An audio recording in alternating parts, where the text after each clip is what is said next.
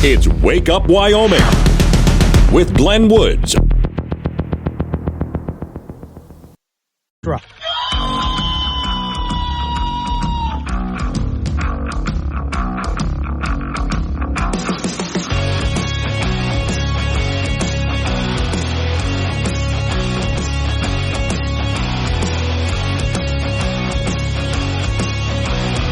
6:06 the time. It's Wake Up Wyoming. Yeah, there's a lot to cover today. My name is Glenn Woods. Thanks for joining me. Among the things we're going to talk about today is not just, well, there's another primary going on today. So we'll take a quick look at that, but we don't know the numbers until they actually come in, except for one town of 6 people. Also, the cult of climate change is now trying to ruin your morning. Today's show is sponsored by the Moneyless Money Clip. So expensive, you'll have nothing left to put in it. Now, when you get up first thing in the morning, what's one of the things that you like to do? For some of you, it's grabbing a cup of coffee. Hang on, because I'm going somewhere with that. If you're not someone who grabs coffee in the morning, if you're just not a coffee drinker, there's just something wrong with you. Trigger warning. Warning. This show contains reference to guns, liberty, limited government, low taxation, the cult of climate change, free thinking, cigar smoking, short people, rubber chickens, Karens, bureaucracy, liberal buzzwords, tour runs, traffic, toilets, terrible jokes, and more. No apologies will be issued. Guest callers may express any opinion they want without fear of being canceled. Unless you're a loudmouth jerk like Dave, then Glenn will hang up on you. Strap in, hold on to your coffee, and feel free to participate. This disclaimer does not refer to every person named Dave. Just one particular Dave from San Francisco. We know a lot of Daves. They call this show all the time, and they're great people. So don't call this program and complain that we use your name. That would be a real Dave move, Dave. You would just sit there in the disclaimer, strap in, hold on to your coffee, because it's first thing in the morning, right? Well, they're coming for your coffee now. World Economic Forum is happening. And, of course, they have to talk about the whole climate change thing and virtue signal, you know. During the World Economic Forum, the topic of coffee came up. We'll be having our coffee before the session, and you raised the coffee example. I'd love just to give you the chance to expand on that. Basically, the coffee that we all drink emits between 15 and 20 tons of CO2 per ton of coffee. So we should all know that this is every time we drink coffee, we are basically putting CO2 into the atmosphere. One of the reasons is because most of the coffee plantation, or most of the coffee is produced through monoculture, and monoculture is also affected by climate change. The quality of these nature assets is deteriorating quite rapidly. Okay, let's go ahead and pick apart what he said there. First off, as he talks about, you produce this much CO2 per ton of coffee. As I've explained before, CO2 is not a pollutant. It's actually good for the earth and the atmosphere. We're not in a climate crisis. So it's good if we're producing that much CO2. Also, because of the climate crisis, we're running out of coffee anyway. That's just completely not true. He said the coffee we all drink emits between 15 and 20 tons of CO2 per ton of coffee. Again, I don't know where he gets the number from, which right away automatically makes me want to doubt the number. Right, but even if that were true, that would be a good thing. And if we go back and take a look at any food we produce, let's take a look at how much CO2 we emit per ton of food, no matter what the food is. And if you're thinking, well, coffee is not a food, Len, oh, yes, it is. Don't tell me that, because that's how I start my day. And I'm not the caffeine addict type. No, I'm not. Quit looking at the radio that way and laughing. I just really enjoy my morning cup of coffee. Since I was a teenager, I like getting up in the morning. Oh, here's a cup of coffee. On those mornings when I didn't have coffee available, I didn't go screaming down the street. I was fine. I just like having my morning cup of coffee, as do most people. That's why coffee shops are so available. But now, we're because of climate change, which is, again, a natural thing. Coffee production, it's pretty much a coffee crisis out there they're trying to convince us, which is absolutely not true. Coffee production is just fine, folks. We're okay. But because of it, look at all the CO2 we're putting in the atmosphere because you wanted a damn cup of coffee this morning. By God, you're destroying the planet. No matter what you do, you're supposed to feel guilty about it because you're destroying the planet. You can't even get up in the morning and just have a damn cup of coffee to go with that. I wonder if you're going to have some eggs with your coffee, how much CO2 was produced in the production of those eggs? You want some bacon with that? How much CO2 in the production of that bacon? Through the whole process, starting from when it was a little piglet all the way up. How much CO2 goes into that? We can run every little thing, and there's going to be some carbon production with that, which, again, is a good thing in the atmosphere. They're trying to get you to get off your coffee in the morning. The author of this article says it will never be enough with these people. Do you put milk in your coffee? Well, I mean, cows. You know how much cow farts contribute to climate change, right? See, I'm a better person than a lot of you. You didn't know that, did you? Yeah, no, because I drink my coffee black. That's right. So I'm not contributing as much to climate change, but you people who put milk in your coffee. And then, God forbid, you should actually sweeten your coffee with sugar. Let's talk about the harm to the climate because of sugar plantations. Carbon dioxide, the story says, necessary for life. Green plants feed on CO2 and produce oxygen as a byproduct. Yet climate activists want to take as much CO2 out of the atmosphere as possible. Now, let me pause that for a minute because there's a story that I have on the Wake Up Wyoming site, which yesterday I mentioned that I was going to write an article on this, and I did. So your governor here in the state of Wyoming wants to not just go to carbon capture and net zero. He wants to go carbon negative, below net zero. If you want to go ahead and peruse it and take a look at it, there's a study, and this came out of the Royal Society. There's a Royal Society in the UK dealing with climate change, and they want to fight climate change, and they're enemies of CO2, right? And yet they flat out admit that they don't have enough data to even know what net zero would be, much less is it achievable. They looked at a very small data set and made big decisions based on that. There's not enough data to make a call like this. Same thing goes for how much wind and solar will produce in electricity. They took a very small sample of data for wind and solar and said that if we put wind and solar up in the UK, we will get this much electricity out of it. And they've never gotten anywhere near that. Then they admit they didn't have enough data to make that decision. Now, they're not the only ones. There's other places around the globe. Canada's another one where they flat out admitted up there, well, we don't really have, when it comes to carbon sequestration, et cetera, enough data to, okay. But we're going to go ahead and do it anyway. We're going to go ahead and sequester carbon, try to reach net zero, even though we don't know what net zero is or if we can achieve it. And then we want to go carbon negative, according to our governor, based on what? Because there's not enough data out there to even know what that is, much less is it achievable. I don't see the word coffee. Oh, we sell coffee. No, that's what I want. Okay, so we have 3 different roasts. I don't want 3 different roasts. I just want coffee. What would you give me if I just asked for coffee? I wouldn't. I would describe the 3 different roasts. And what if I just shouted coffee over your descriptions? You can try that if you want.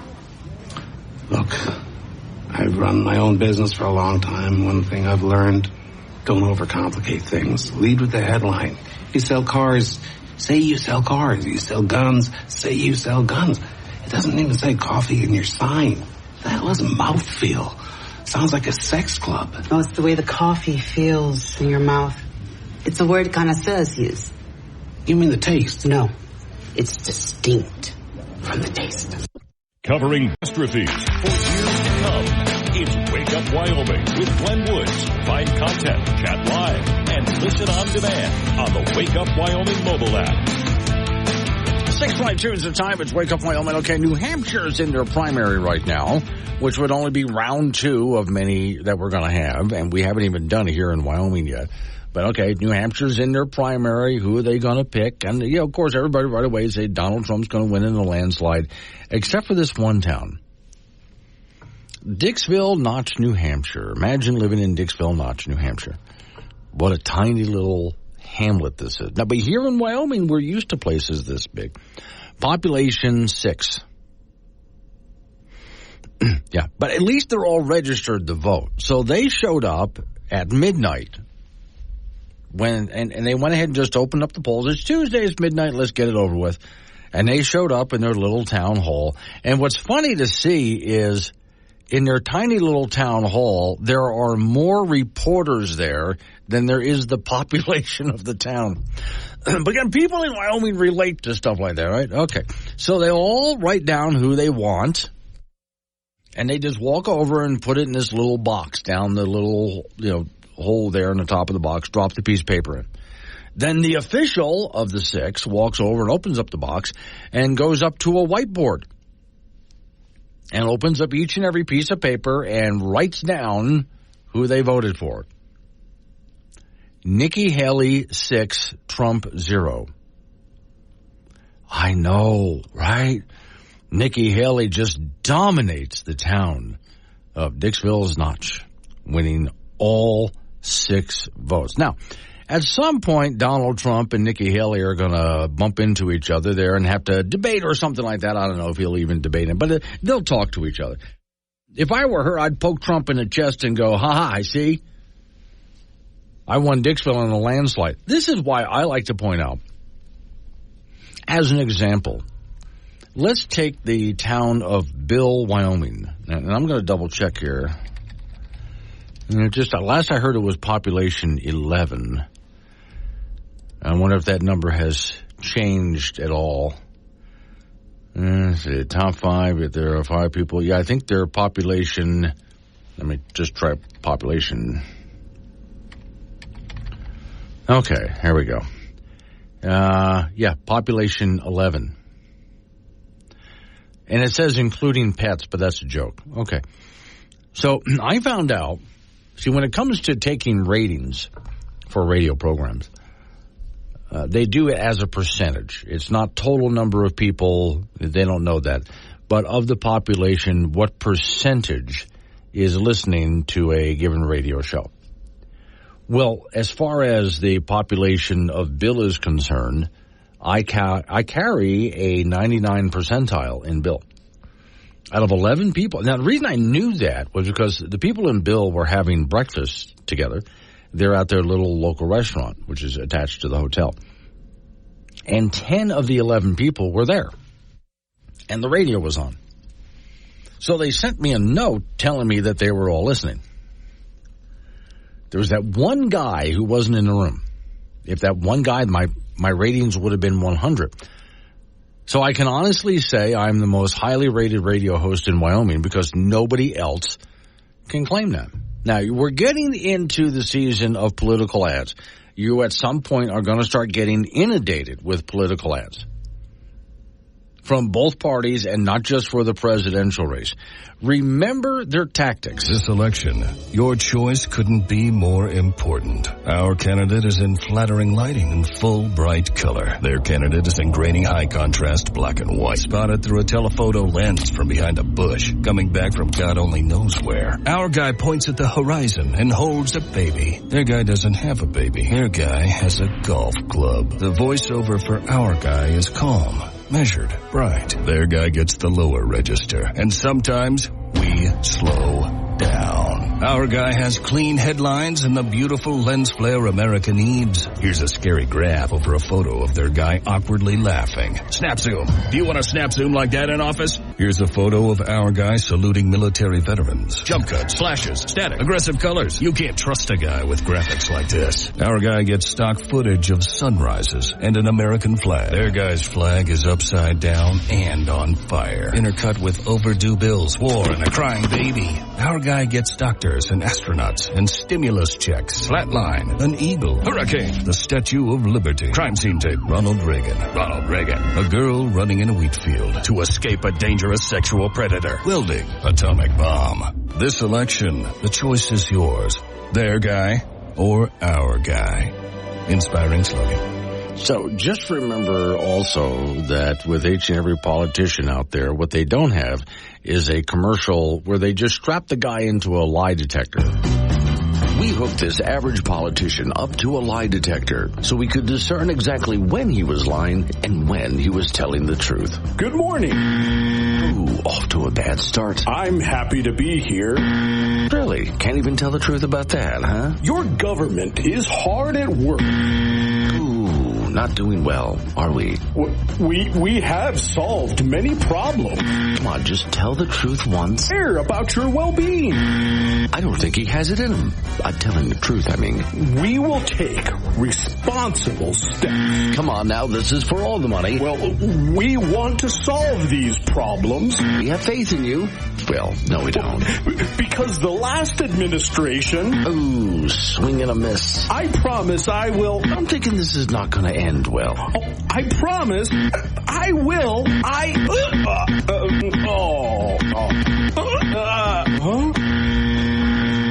Come on. And there you have it. A perfect score.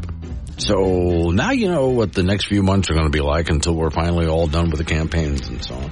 As far as the commercials go, don't forget to stay out the vote campaign. That's coming up a little bit later on. You don't need to get into all of that right now. Coming up on local news, right after local news, update on your weather forecast. And you and I get back into it again. 888-97-WOODS the phone number. That's 888-97-WOODS. When we get to the extended forecast, you'll see we're still in a bubble of nice compared to the rest of the country. Don Day will explain that at 6:45. It's Wake Up Wyoming.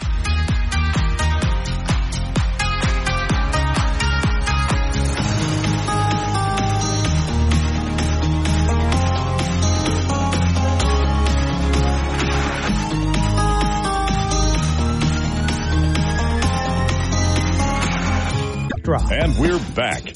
Sorry, we were busy tricking pescatarians into eating Rocky Mountain oysters. Wake Up Wyoming with Glenn Woods.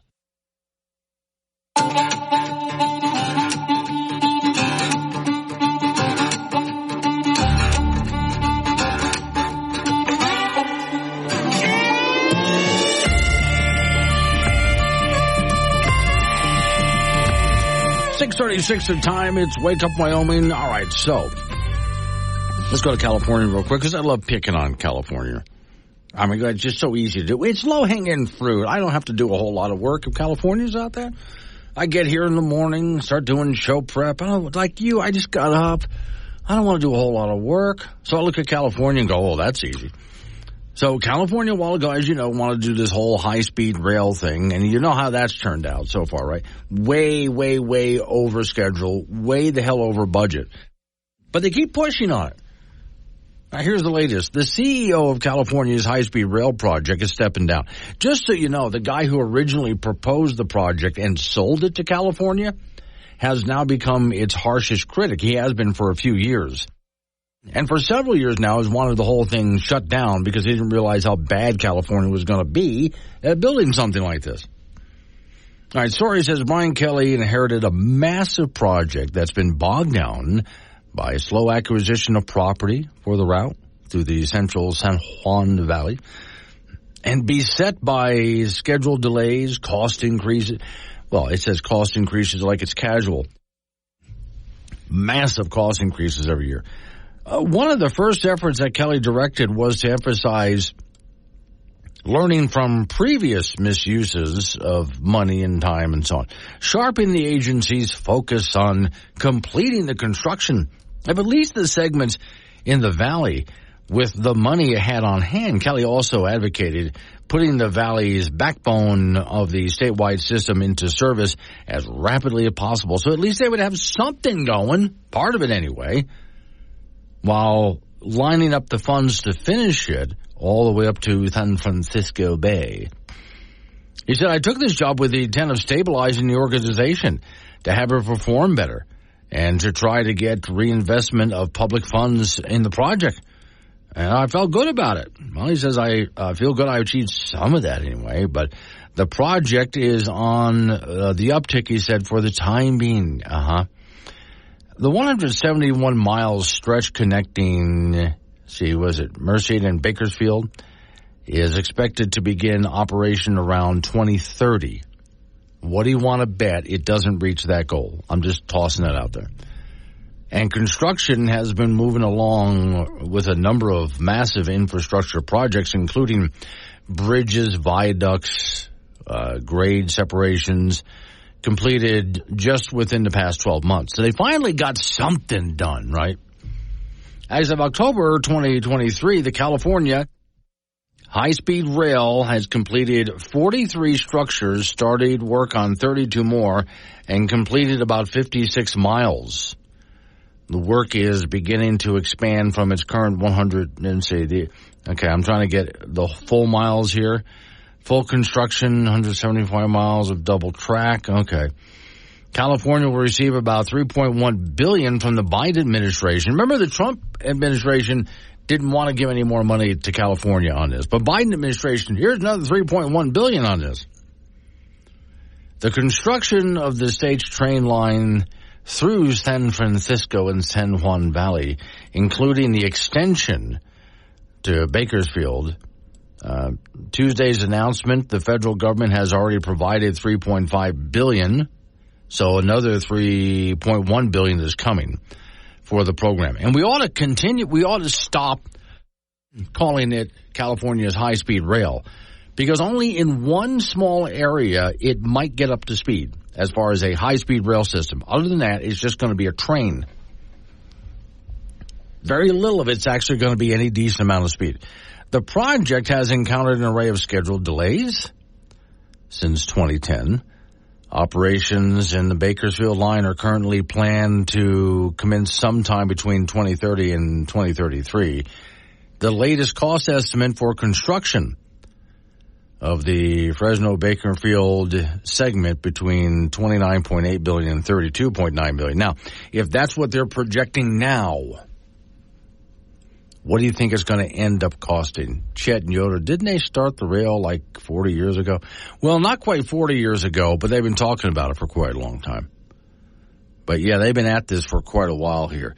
The real problem, of course, is that the story says if past is any guide, the budget will almost certainly go up more than $3.1 billion in the next 6 years. Where is the remaining $25 to $30 billion coming from? Not from the state of California. California is now facing this massive budget deficit. So how exactly are they intending to finish this project? It's going to be, again, way over budget and nowhere near on time, and will never really be a high-speed rail. Lead to cognitive distortions. Cognitive distortion. No. Cognitive distortions. Haagen-Dazs dispersion. Getting further away. Cognitive distortions. I don't know what you're saying. It's when you think things are different than how they actually are. Oh, like imaginary. Kind of, but bad imaginary. No! Yep, there you have it. A new level of crazy. And you heard it here. It's Wake Up Wyoming with Glenn Woods on AM 1030 K2 Radio. Join the show at 888-97-WOODS.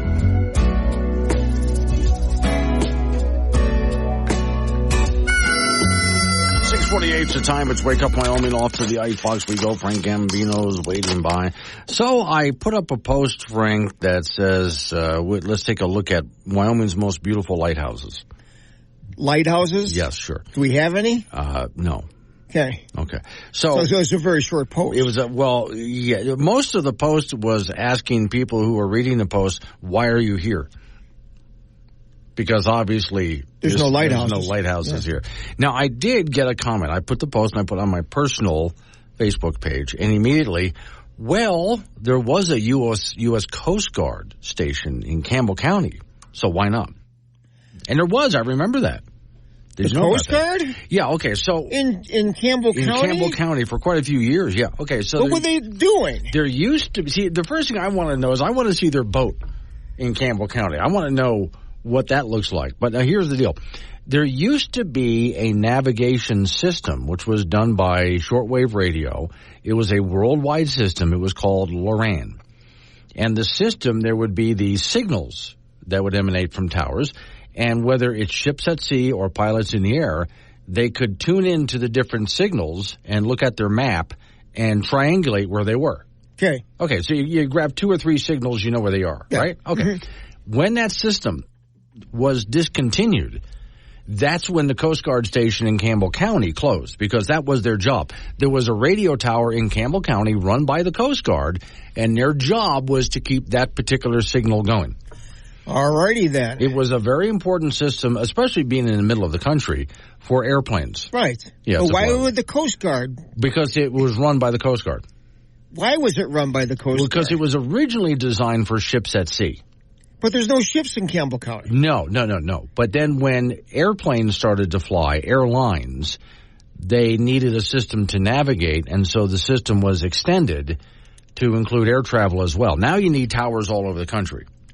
So somebody said to somebody, all right, Coast Guard guys. Yeah, you're going to Campbell County. So imagine a guy Wyoming, what? He joined the Coast Guard to get out to sea. And he winds up in Campbell County, And Wyoming. there's no lighthouses either.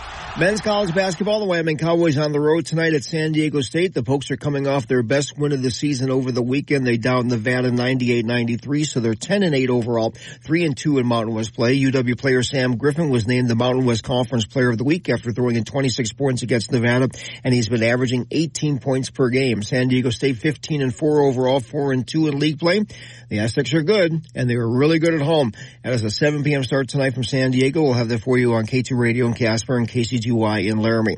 Women's college basketball at the Division I level. The Wyoming Cowgirls will be at home to meet the Air Force tomorrow.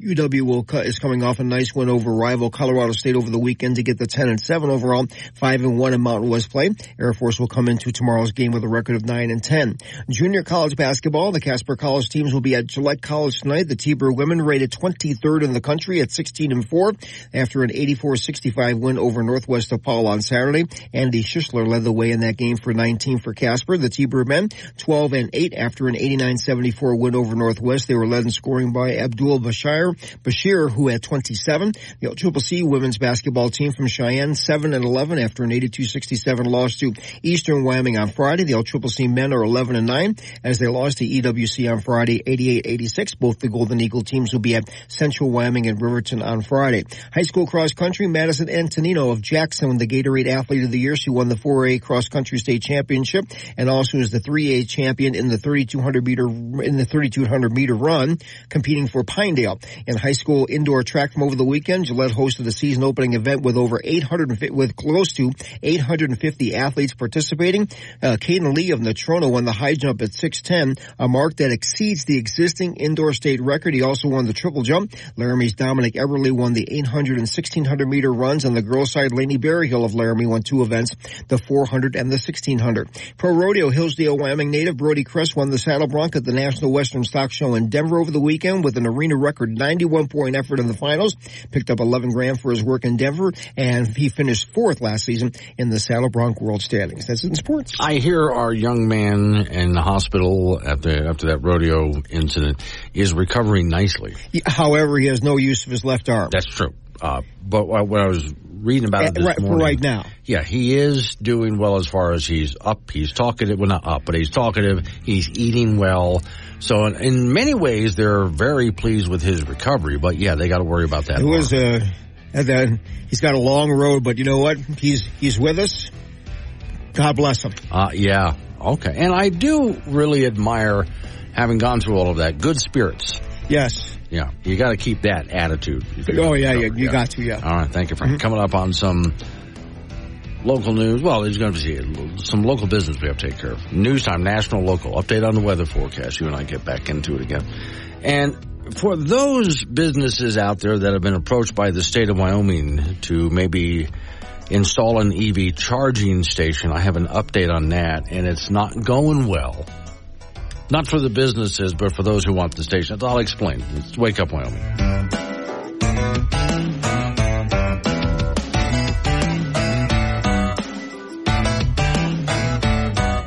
Week.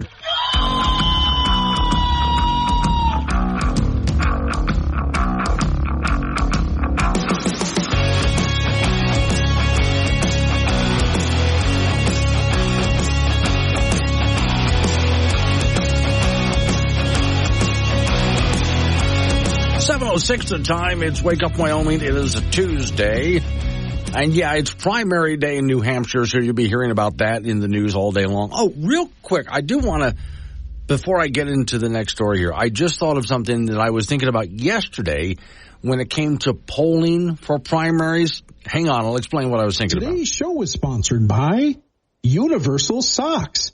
They'll fit either foot. No more days of wearing two left socks. I think that was yesterday's sponsor. I think this is today's. Today's show is sponsored by the Moneyless Money Clip. That's the one. So expensive, you'll have nothing left to put in it. Yeah, so, okay, that's today's sponsor. All right, so I was listening on my way home yesterday. I just tuned in real quick for a part of Glenn Beck. Heard a little bit of it, all right, and then he was talking about, well, the polls say, the polls say, the polls. You know what I think about polls. And it was really interesting to hear, not just him, but some other commentators on TV and other radios and so on saying, well, when it came to the Iowa caucus, the polls were pretty much dead on. Well, not really. Here's how this works. Let's say your weatherman decided to forecast the weather for a year from now. How accurate do you think he's going to be? Yeah, not really. He might be able to ballpark something, but he doesn't know. Really. As we get closer, let's say we get 6 months away. Okay, that's, still he's 6 months out. He doesn't know what the weather's really going to be. Now, when we're about a month out, he can start talking about trends, but he still doesn't know what's going to happen for the day in question as far as the weather is concerned. Now, as you'll hear Don Day say, when it's 10 days out, okay, you're still too far out, but now you're getting an idea of what the trends are. When we get to about 3 days out, you're now getting a pretty good idea of what's probably going to happen on the day in question, what kind of forecast for the weather you can expect. When we're a day or two out, now the weatherman will say with confidence, this is probably what's going to happen tomorrow. When we're a day out, 1 day out especially, the weatherman's really feeling confident here. Now, does that mean the weatherman's always correct? No. Plenty of times we've been 1 day out and the weatherman is still wrong. But they're much more accurate when we get that close. All right. Polls are much the same thing. When we were a year out from the primaries and you heard all sorts of pollsters saying what was going to happen, and most of that didn't happen. So, of course, they can't predict a year out. There's no way of knowing. All right. When we get to 6 months out, it's still too far out. When we get to about a month out, now they can start talking trends. See how this goes just like your weather forecast. This is what I was thinking about yesterday. And then as we get within a week or so, now they're about 5 days out. They're getting a pretty good handle on what's probably going to happen. They still can't say for certain what's going to happen, but they're getting pretty close. Now they're 1 or 2 days out from the primary. What is going to happen? Well, now your pollsters can start talking with confidence of what's probably going to happen, especially the day before the primary. But as you know, between primary elections and general elections, sometimes the polls are still wrong. What they like to do is brag. They finally got to a day out, and they predicted what was going to happen. See, the polls were right. Yeah, when you got a day out, like your weather forecast, it's the same with your weatherman, which is why I say don't trust the polls. But even then, sometimes they're still wrong. That's why I say don't trust it. I know a lot of people, commentators, talk radio, television commentators and so on, use the polls. It helps them fill airtime. It has nothing to do with what actually is going to happen in the real world, so you can't trust it. You don't know if it is or isn't going to happen. All right, now, the other story that I had queued up for you here, this goes back to a while ago. I was talking with you guys about the state of Wyoming getting a bunch of money from the Biden administration. And the idea was to make sure that we had EV charging stations around the state. And, of course, the federal government wants EV charging stations at least every 50 miles. And if you know Wyoming, we can't do that. If you know this state, you'll know why. I mean, you can't. Well, federal government doesn't care. But also it turned out to be a bad deal. Because if the charging station doesn't work out, Wyoming has to give that money back. All right, so they paused the whole program for a while. Now they're trying to start it back up again. Here's the latest from Cowboy State Daily. Roger Varley, it says, doesn't see many Teslas stopping at his Points of Rocks Travel Center near the same exit as a coal-burning Jim Bridger power plant along Interstate 80 in southwest Wyoming. And I like the fact that they included that, because when you take a look at where the charging station is, and then go take a look at where it's like when you're in Wheatland, even. In Wheatland, Wyoming, there's a charging station there, and then there's the coal power plant within sight. So you know where the electricity is coming from. In fact, he said, the only time he takes note is when Teslas arrive on the back of a tow truck getting dropped off at his adjoining RV park where they can juice up. The RV park doesn't have the fast charging superchargers that the state proposes to build, but the RV hookups do the trick over a few hours of connection time, unless it's too cold and they can't charge. Customers even hang out at Ned's Bar and Ned's Cafe, killing time while they're waiting for their cars to charge. He said, I'm considering putting in a bench or park area to wait, he said. So for EV owners who encounter range anxiety with gale force winds that occasionally slow down westbound travelers to a crawl, they have a place to go. Everybody seems happy with Varney's back of the envelope bill as he charges these desperate customers. And he charges them, he thinks, a fair price for that. He says, I have no idea how much power costs in the car, but everybody seems happy at the end of the day. So Varley is joining others in Wyoming throwing their hands up over federally funding programs to bail out electric vehicle charging networks across Wyoming's interstate system. He, like other business owners, said there's still too many questions that need to be answered before he's willing to invest any money. He said more is needed to be fleshed out about the EV plan. Then, again, on and off power programs suspended last year. That's part of it. He is Varney's representative of some of the EV interests that have talked about fast charging stations. He said, we don't see a lot of EVs, especially in the wintertime. But we are seeing more than we used to anyway, but still.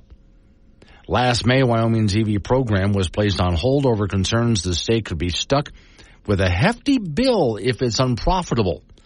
Wyoming Department of Transportation gave new investors to the end of the month an opportunity to come up with new ideas. They've offered Wyoming the feds have offered Wyoming about $24 million over 5 years to build 17 charging stations along I-80, I-25, and I-90. The program requires a 20% match from private businesses, and so far that's not coming. The feds would kick in the money to support the stations for up to 5 years. But again, if those stations don't end up making it during 5 years, then they end up having to give all that money back. This is where I've said before, a big part of the problem is let's say someone does install an EV charging station, a business owner. Now, if the charging station is not making a profit and it breaks down, if it's losing money and it breaks down, why would he repair it? Because it's losing money, right? If it's breaking even and it breaks down.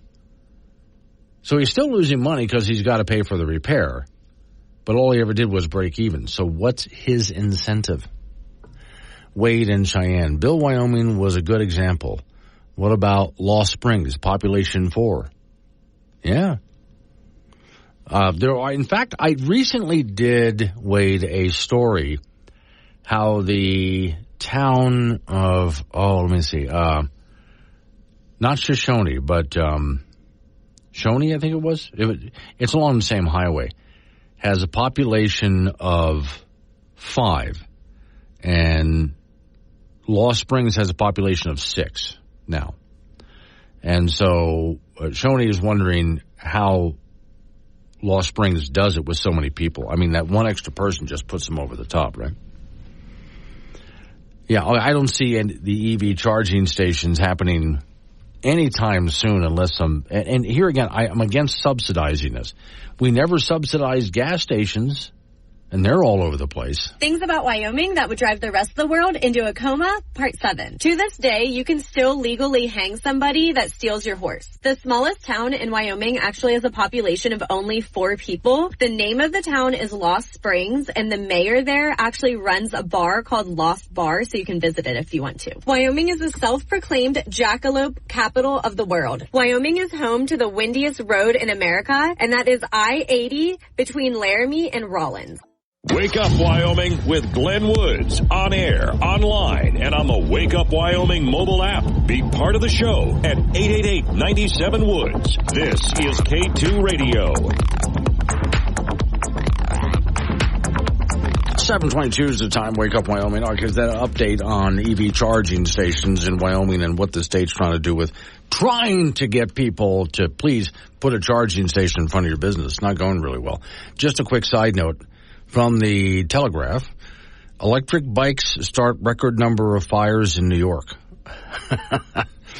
Well, look, electric bikes, it's just because those ion lithium batteries, even you put the bike away overnight and it can start a fire just sitting there. They're not even plugged in. And it's a possibility they could even start a fire. Plug it in could even be worse. But no guarantee it's going to happen, but it has happened. All right, so here I think is the main problem when it comes to so many things that people in government want to do. And when I say government, I mean, like from your governor here in Wyoming to the President of the United States and many other people as well. They want to create an artificial economy. And that never works. Every time government comes along and says, we're going to make this for you, and this is what you're going to buy. We're going to take this over. The artificial economy doesn't work. It doesn't work for health care. A government-run artificial economy destroys health care. Okay. It destroys energy. We're watching it destroy energy right now. This is why when Governor Gordon says we want an all-of-the-above approach to energy, I want an approach that doesn't involve government. And that's not the role of government to decide, well, we're going to have this percentage of wind and this percentage of solar and this percentage of gas and this percentage of coal, this percentage of nuclear. No, it's not going to work out that way. What you do is you let the power companies decide what works, what is the most reliable and most profitable. And in order to be the most profitable, it's got to have a good price. Or if people can't afford it, they're not going to buy it, or they can't buy it. So an artificial economy doesn't work in that sense. Let the marketplace figure it out. And the same thing goes for, well, we're going to put electric charging stations all over the state of Wyoming. Well, how are you going to do that then? So our businesses they just can't wait to get out there? No, not at all. And government's walking around waving money in front of businesses. Hey, you want to get in on this? Here's some money. Go ahead, put an electric charging station in. But business owners are not seeing the profitability in this. So far it really isn't working out. But even if they did, even if they were able to convince business owners to put electric charging stations in, it's not going to work out in the long run because, again, you're trying to create an artificial economy. That's why I said earlier when it came to the gas-powered automobile, gas stations and diesel stations started popping up all over the place, just popping up, and it happened naturally, organically. There was a desire for the automobile, the internal combustion engine automobile. It was affordable. It was reliable. Gas was easy to get. Gas stations were easy to build, put up all over the place. I mean, it just boom, boom, boom, up all over the country. There they are. Now, I don't ever really suffer in a gas-powered car from any kind of range anxiety because there's gas stations all over the place. And that happened because there was profitability in the market. At no time did government come around waving money in front of businesses. Hey, you want to put up a gas station in front of your business? That didn't happen. It just is a natural, organic marketplace that just happened. That's when it works best. So I even have more stories here. In fact, let me call one up while I'm thinking about it. Because you've heard that Ford is cutting way back on their F-150 Lightning and other companies as well. And there's even some rent-a-car places that are abandoning. The latest is Hertz Rent-A-Car is abandoning much of its EV fleet. Hertz is cutting its losses of adoption of electric vehicles. decided to sell about 20,000 electric vehicles, which is a good chunk of its whole electric fleet. And what I want to know is, where are they going to sell them to? Who wants them? Now, this is not the first rent-a-car company to do this. There was one other I told you about a little while ago that did the same thing. They tried going all electric. We're going to buy a bunch of electric vehicles because government incentivizes it. Government shows up with all sorts of incentive money and tries to direct the marketplace with subsidies and tax breaks, and that's creating an artificial economy. Well, that, again, it never works that way. It never does. If you want to know what's going to work in an economy, let it happen naturally and organically. Now, happening again organically and naturally means, there's a lot of startup businesses that disappear and you never hear about them. Every single day across America, businesses are trying to start up and they really give it a go, and then they fail. Happens all the time. Go talk to not just any business owner. Go talk to some rich people, millionaires and billionaires. Ask them about how many times they tried starting up a company and then it didn't work out.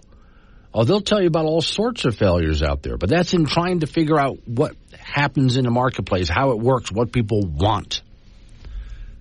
So, it takes a while to figure out exactly how the marketplace is moving and what people desire and how to sell it to them. But once you figure it out, wow, we got a good thing going. It doesn't happen because a bunch of politicians and bureaucrats in Washington, D.C. are trying to incentivize you and also trying to disincentivize you by taking away things. So let it just happen naturally in the marketplace, and whatever the auto industry turns out to be is what it is. Because that's what people desire. People desire, they'll purchase not just what they desire, but what they can afford and what works for them. Which is why a lot of electric car owners, they purchase an electric vehicle because they seem like a great idea to them. And then after they purchased it, they figured not only was it not affordable, but it just didn't make sense for them to drive one. It just didn't work out for them. And so a lot of electric car owners have turned in their electric vehicles and gone back to the internal combustion engine. Again, you cannot create an artificial marketplace. Same is going to go for energy production in Wyoming of every kind, not just electricity. Same thing is going to go for energy production in the state of Wyoming. And putting up electric charging stations across the state. If they're waving around a bunch of incentive money, in the long run, it will not play out. Coming up on 7:30, local news update on your weather forecast. After that, it's Wake Up Wyoming.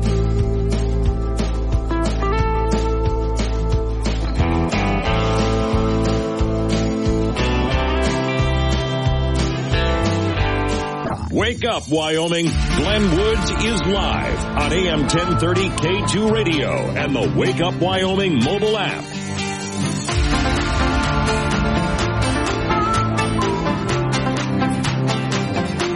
Time is 7:36. Wake Up Wyoming. There's certain anxiety, as I was talking about range anxiety when it came to driving an electric vehicle. Another one is you go to buy a home or you go to sell a home or you have a business to buy or sell. And in today's market, there's a bit of anxiety out there. Now, in the old days, the way you shop for real estate is you would go looking for pamphlets and flyers that are out there. You might contact a real estate agent. A lot of people would just drive around looking for signs that might be put out there. It's a lot easier today.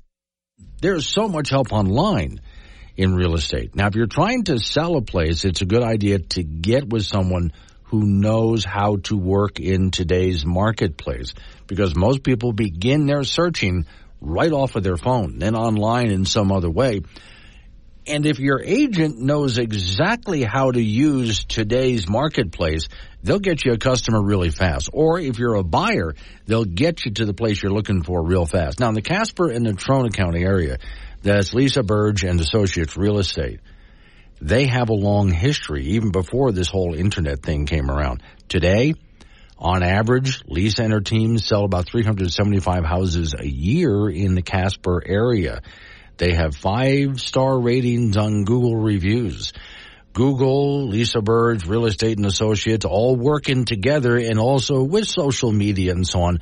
So go to the experts to get your place lined up for sale fast But also, if you're a buyer, find the place that you need fast by going to Lisa Burge and Associates in the Casper, Wyoming area. Find them online, of course. Well, that's where you're probably going to start your search anyway, isn't it? All right, 888-97-WOODS, the phone number. That's 888-97-WOODS. Legislators in Wyoming are going to take a second swing at outlawing transgender surgeries for kids. The Wyoming legislature will, for a second time, says the story in Cowboy State Daily, consider legislation that, if passed into law, would prevent minors from receiving transgender surgeries in most scenarios. The bill for this 2024 session, and it talks about who it's sponsored by, Senator Wendy Schuler, Republican Evansville, is a co-sponsor of the bill, which she describes as a little less frightening than the original legislation brought in by Anthony Bouchard last year. Now, we still have to, for those people, whether you're for or against this bill, put that aside for a minute. Difficult to get this heard. This is a budget session. In order to get something heard during a budget session, there has to be a 2/3 vote agreeing to hear the bill. So we'll see how far this gets. She says, quote, it's a little less frightening than our medical folks. That's the way Representative Larson got his bill. It makes a whole lot more sense. A former high school teacher, she said, adolescents sometimes need to be given time to work through issues they're dealing with before we jump right into transgender surgeries. She mentioned how a friend in California had a daughter who wanted transgender surgery when she was in high school, but by the time she was in her sophomore year of college, had no desire whatsoever for this. She says gender transformation is not something that should be rushed through, but give the person time on this for them to make a decision. And also, are kids really ready to make a decision at that age? And then how are the parents to be involved in this, if they are at all? So the new legislation, titled Sex and Gender Change for Children Prohibited, serves similar overall purpose as Cole's Law, and it prohibits physicians from performing procedures on children related to gender transitions and gender reassignment. It also contains the same exceptions for medically verified sexual disorders. So this is a quote. It separates between the children who really need medical attention and those who are looking at issues, and trying to figure out what to do if they don't feel right in their body. So they're trying to also work on some middle ground. If you want to read this, it's House Bill 163. Okay, House Bill 163. Now, again, this is something that's being offered up, but it is a budget session. The last one was killed because some people just didn't like what was in the bill. Oftentimes, you might look at a bill and think, oh, I like the sound of that, but read the language. Or I hate the sound of that. Well, read the language. You might like it. So a lot of times things die for that reason here. And this new bill, well, it contains, according to the author, less scary language. Well, I haven't read the bill yet, so I don't know exactly what she means by that. But again, during a budget session, it's very difficult to get something like this out on the floor. So you're going to hear, just so you know, a lot of bills being offered up in the next week or so here. There's going to be a lot of bills that you're going to read about in your news media. And most of those bills will never see the light of day because it's a budget session. And the budget session is designed to be that way. Wyoming is designed to be that way, where we don't pass as many laws as other states do, which is a good thing. 742, Wake Up. Wake Up Wyoming goes anywhere you do with the Wake Up Wyoming app. Free download for Apple and Android. This is K2 Radio.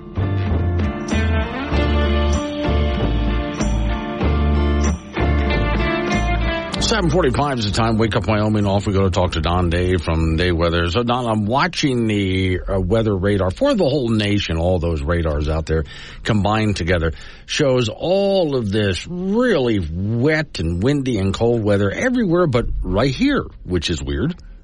Yeah, well, enjoy it. Other folks are going to have to put up with bad weather for a change. Okay.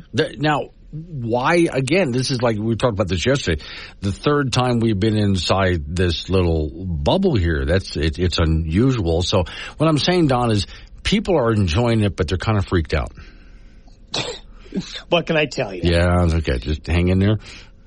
Just hang in there. Yeah, I mean, sometimes winter patterns and summer patterns, seasonal patterns tend to get rhythms to them, and you'll tend to see patterns repeat themselves. So this is the third kind of long extended break in the weather that we've had since really just around after Thanksgiving. But every time we go through one of these, the weather changes dramatically. And we've seen in the news the flooding in California. There's going to be more storminess in the Pacific Northwest and the West Coast. But the pattern that we're in just doesn't allow that to really get here much outside of the mountains. But we're going to see it flip. It's just not going to happen anytime soon. So I guess the one thing I'm hearing people wondering about is, okay, that's nice that all around us is getting all this great wet weather, no drought out there for sure. But what about us, though? Because we still need to get that snowpack up. Yeah, no, snowpacks, as we mentioned last week, did really, really well in that big cold outbreak. They're certainly not going to do great this week. I mean, there is going to be some snow in the western and southern mountains before the week's over. Not a lot. We're going to see, with this weather pattern change coming on up, we're going to see the central and southern Rockies and the West Coast areas see another probably significant snowpack boost. As we mentioned earlier when we talked about snowpack, the northern parts of Wyoming are most susceptible to the lower snowpack. So I do think the snowpack in the Bighorns, Yellowstone Park, the northwest drainages are not going to do nearly as well as the southern ones. So enjoy this till what, about the end of the month? Yeah, I think we will start to see the weather change mid to late next week, but it's really the weekend after this one and beyond is when the bigger changes will come in. Oh, yeah, okay. Now, I know things are still lining up for that, but I mean, do we get another blast like before, or I mean, how do you think? Well, let's put it this way. Yeah. I think what we're going to see in early February is a here, hold my beer type situation, because I'll tell you this, we are going to see temperatures by this weekend in places like Fairbanks go 50 to 55 below zero. Oh, my Lord. So there's cold air building up again in those northern latitudes. And then we have this very strong Pacific jet stream developing. So when you see that, you've got a volatile situation that we need to keep an eye on. I do think the potential for cold weather in February, another shot of Arctic air to come in, is on the table. Mm-hmm. But I can't tell you with 100% confidence yet, but it's there. Okay. I mean, the potential for another outbreak of cold is there. Okay. I'm going to start stocking up now just in case. All right. Thank you, Don. Don Day with day weather. I just wanted to make sure we got that out there, that, things are brewing out there. Off we go to the icebox. Frank Gambino. You know, Glenn, do you have a Blame Alaska song?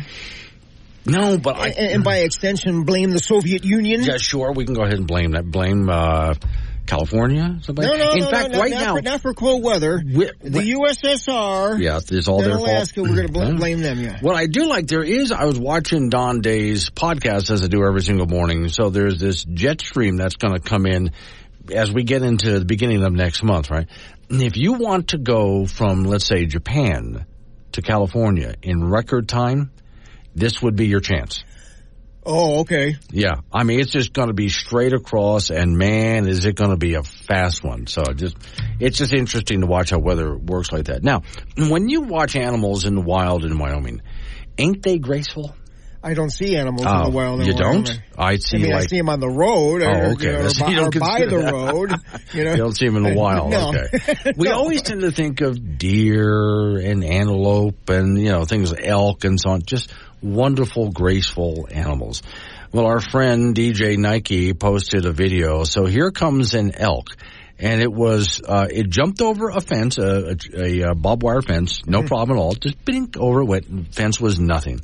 Went running down an embankment to run in front of a car, of course, no problem.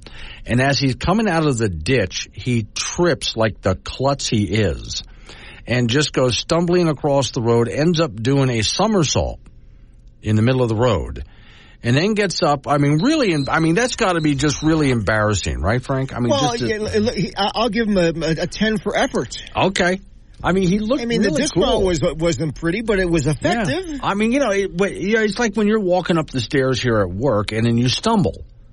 And you try to recover and act like maybe you meant to do that. Yeah. Or you look behind you to see what reached up and grabbed you because you're not that klutzy. Something must be different in order for you to trip. That's basically what the elk was doing. Well, the elk has got excuses. Like, you know what? I'm 1,200 pounds. Yeah, I don't care and you try running with this rack on your head. Exactly, yeah, over fences and stuff like that. Men's college basketball, the Wyoming Cowboys on the road tonight at San Diego State. The Pokes are coming off their best win of the season over the weekend as they downed Nevada 98-93 over the weekend. So they're 10-8 overall, 3-2 in Mountain West play. UW player Sam Griffin was named the Mountain West Conference Player of the Week after throwing in 26 points against the Wolfpack, and he's been averaging 18 points a game. San Diego State is 15-4 overall, 4-2 in league play. They're good, and they're very good at home.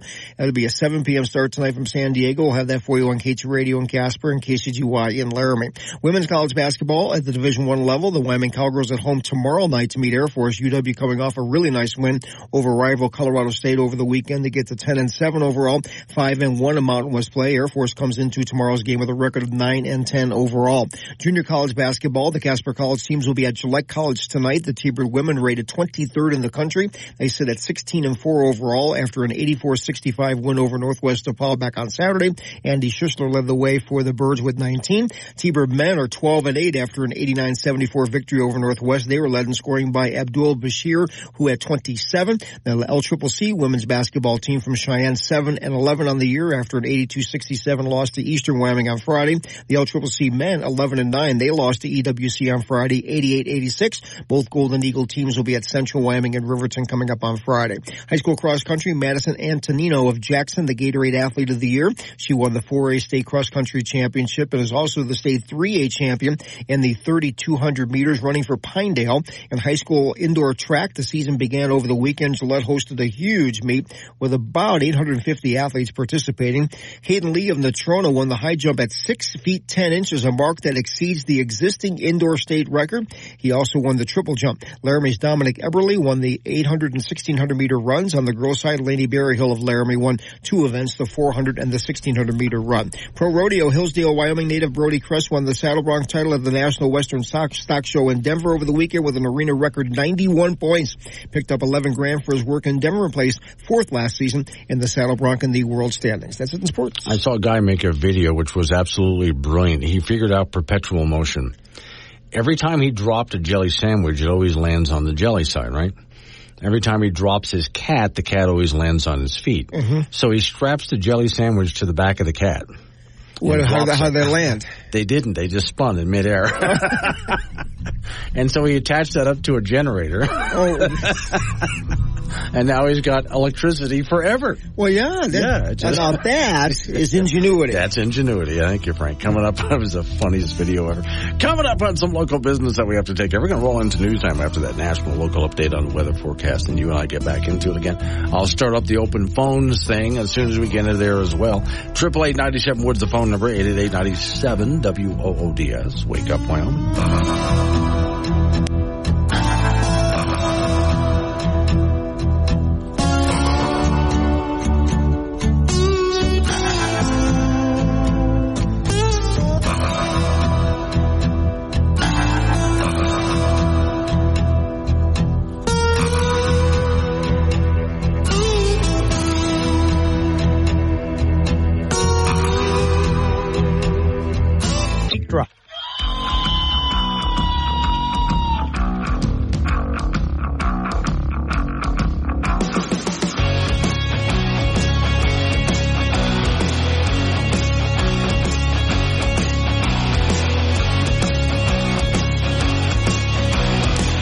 The time, it's Wake Up Wyoming. It is a Tuesday and nice out there, mild, as you heard from Don Day in the last segment. Last hour, I chatted with Don Day from Day Weather for just a little bit, and we talked about this nice bubble that we're in right now. A bubble of niceness, call it that, which will stay with us for just a little while longer, but then it moves out and we'll get some serious winter weather. In the meantime, everybody around us is getting all sorts of wet and winter weather. We're just missing out on it right now. It will return. Today's show is sponsored by the Moneyless Money Clip.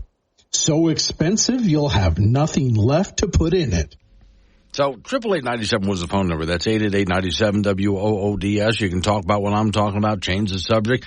Fine by me. I got a couple of updates for you here on illegal immigration and the Biden administration. But hang on, before I get into that, the most dangerous time of the day, as far as this program is concerned, is open phones.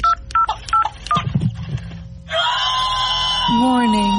Wake Up Wyoming is about to enter daily open phones. This means that anyone will be allowed to call in and talk about anything. I mean, imagine if we actually allowed you on air to say anything you wanted. Scary, right? Well, we're just that brand of crazy. If you are offended by what other people think, then maybe you want to tune out right about now. Just saying. If you should choose to call, just remember, the more funny and interesting you are, the longer Glenn will keep you on the line. Obnoxious jerks will be hung up on. Dave, all right, strap in, and let's do this thing. 888-97 Woods, the phone number. That's 888-97-WOODS. You can talk about what I'm talking about or change the subject, fine by me. So, two stories that sort of go back to back. First off, the Supreme Court has allowed federal agents to cut razor wire that Texas installed on the U.S.-Mexico border. Justices, by a 5-4 vote, granted an emergency appeal from the Biden administration, which has been in an escalating standoff with Texas and had objected to an appellate ruling in favor of the state. So this wire, which runs along about 30 miles of the Rio Grande near the border city of Eagle Pass, is part of the Texas governor's border fight with the administration over enforcement. And the Texas governor is basically saying, look, Biden, you're supposed to be enforcing this. You're not, so I will. And Biden administration is saying, well, you're not allowed to. Well, enforce the law then. Nope. Okay. Abbott has authorized installation of floating barriers as well in the Eagle Pass area and allowed troopers to arrest and jail thousands of illegals trespassing right over that area. The administration also is challenging those actions in federal court. So the Biden, you've heard that one before. Those floating barriers, the courts are now hearing cases on whether that should be allowed or not. A federal appeals court last month forced federal agents to stop cutting the wire, and large numbers of illegals have crossed in Eagle Pass in recent months, which is why it was put there in the first place.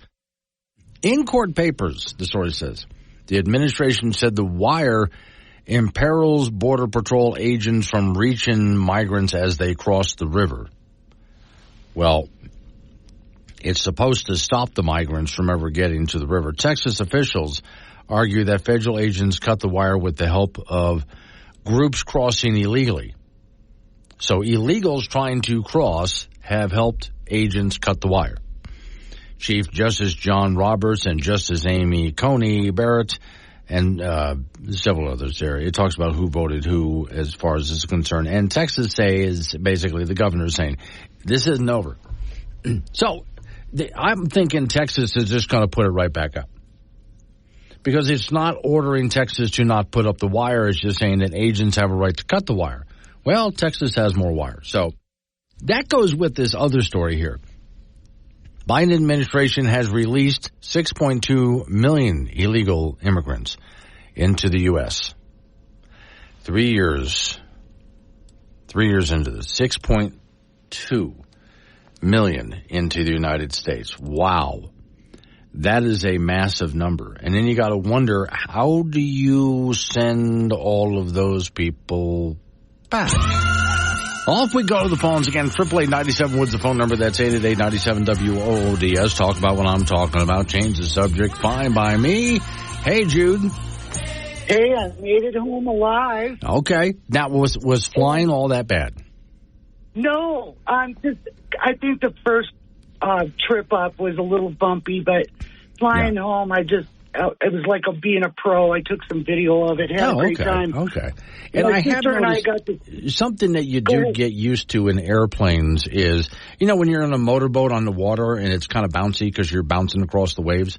Sometimes airplanes do that, and at first it seems unsettling, but then after a while you realize, it's just going to do this. The airplane's not going to fall out of the sky. It's just going to hit some bumps. That's all. I kept asking the guy next to me, is that normal? Is that normal? Yeah. Is that normal? Yeah, perfectly normal. Yeah. I gave the guy in front of me a Snicker bar. I said, I'm going to be squeezing your seat for a while. So, okay, you want to talk about property taxes, right? Yeah, looks like there's some upcoming events where you can still sign the petition. I was going to share with a little story with you. I met Charlie Scott at the airport. Okay. When I was flying out of here, and I was talking to him about it. He said they don't have the votes to do anything with this property tax, and it just kind of, I don't know, upset me a little bit that he was flying out for vacation warm spot, and he wasn't going to stick around to make sure that he was one of the good votes or whatever. Mm-hmm. But anyway, it looks like they've got January 25th, Wyoming Game and Fish Building, 330 Energy Lane, 6 p.m. to 7:30. Saturday, January 27th, the Eagles Lodge downtown, 306 North Durban, 10 to 2. Saturday, February 3rd, 35th Annual Fishing Derby. They'll have it there from 7 to 3. There's a couple more on the list, too. I posted it on my Facebook page if anybody wants to look at it. Dan Sabrowski's got it on his. Rose Saban's got it on hers. So it's out there, guys, if you need to know where to go to sign this petition. It looks like most of Natrona County has already. Okay, now, here about my trip. Mm-hmm. Oh, my God. I call it the bathroom from hell. Okay. Okay, the toilet wouldn't flush unless you held the handle for about 5 minutes. Is this in the airplane? This is there's no water in the airplane. Okay, so you're not washing your hands. Right, yeah. In the hotel, there was the blow dryer didn't work. The heater in the bathroom didn't work. The toilet didn't work correctly. The floor felt like I was walking in a cowboy bar that has sawdust on the ground. Mm-hmm. And, I couldn't help but think when I was outside smoking, and we did really good. My sister and I only had like 2 cigarettes apiece all day long. Yeah. The entire trip up there, and she quit coughing so bad, and so did I. So that's a hint for me. And I gave her patches on the way home. Well, a couple of things. First off, I want to know, did you stay in Motel 3? It sounds so bad. No, we stayed at Days Inn, and the picture looked nice, but I swear I got an illegal hotel room or a homeless shelter that the state pays for because it was not what we expected, Yeah. Now, second thing is, up against the door. A friend of mine tried quit smoking with those patches, and he found out that if you roll them up tight enough, you can light those suckers and smoke them, so you're good.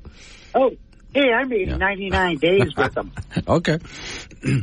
Anyway, I'm just glad to be home, and thank you guys for all your support for getting me up there and getting me back. And absolutely. I'd like to go flying again, I think. I would hope so. Now, at some day, when you're a little more used to it, I'll take you up my little small plane. The only difference is, because it's smaller, it's bumpier. Okay. Well, that's okay. I think I'm used to it now. If I can fly out of here with all that ice. Yes. On the wings and getting to Detroit, it was all bitter cold there the whole time. I believe it, yeah. Well, I'm glad you survived Detroit because, Detroit. Yeah. Well, you know what? I noticed when I got out there, there's no place to go to be alone for 5 minutes. No, you're in a city. I mean, Detroit itself has more of a population than all of Wyoming. So, yeah, you got to get used to people around you.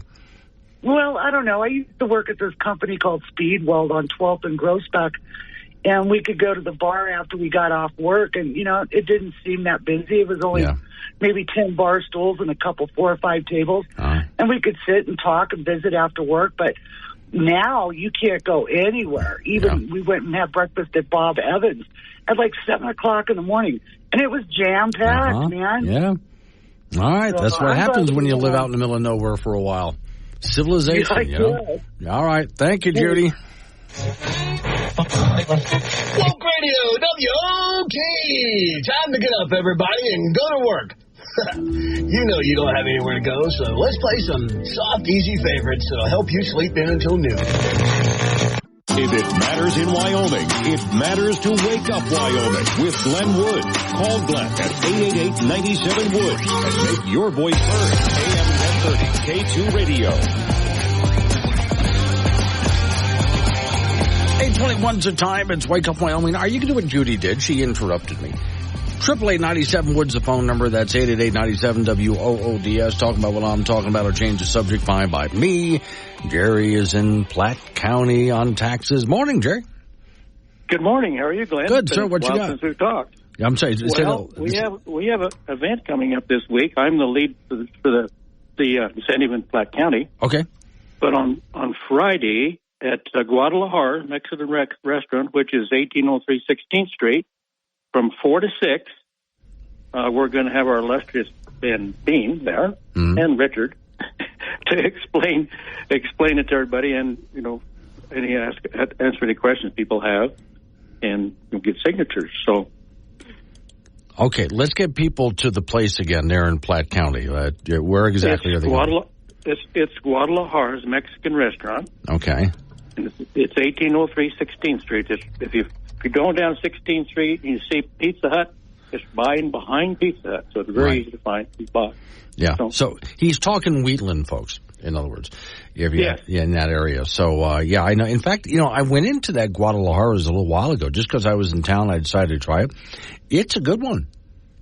Oh, absolutely. I thought they did. Yeah, great job in there. Okay, so now are you just going to be sitting there collecting signatures? Is that the idea? Well, Brent's going to be there to explain anybody's questions they've got. So, yeah. And now, for people who want to know more about what kind of tax relief it is, where can they go to find out more about what they're going to be signing? Probably what the best thing to do is just have them contact me. Okay. They can text me. We've got about 12 people around circulating these petitions. Right. And rather than giving the list, if they just give me a call or text me, I can direct them. Okay. We do actually have 2 places in Wheatland where they can go and actually sign up. And one of them is Ace Hardware North, which is Gary. Since we've consolidated just into one Ace business, but however, the North Store is still open. So. And also Linda Lynn's at State Farm Insurance. Right. Okay. So, now, but anyway, my phone number is... Go ahead. Yeah, go ahead. Go ahead. Yeah, no, go ahead. My phone number is 331-0508. Okay. 331-0508. Yes. Okay. We have people in Glendo, Hartfield, and Chedwater also. So. Now, on a side note for Wheatland, last time I was there, I know... you remember the airplane hangars and the back row were crushed by a big snow pile a couple of years ago. Yes. And the last time I was there, those hangars are still, I know they're privately owned. Any movement? Do you know of any movement to get those things fixed?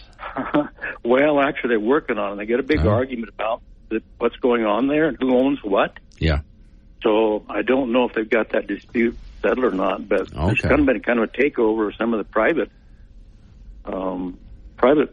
hangars there that people are having a problem with. So, government overreach. Have you heard of that?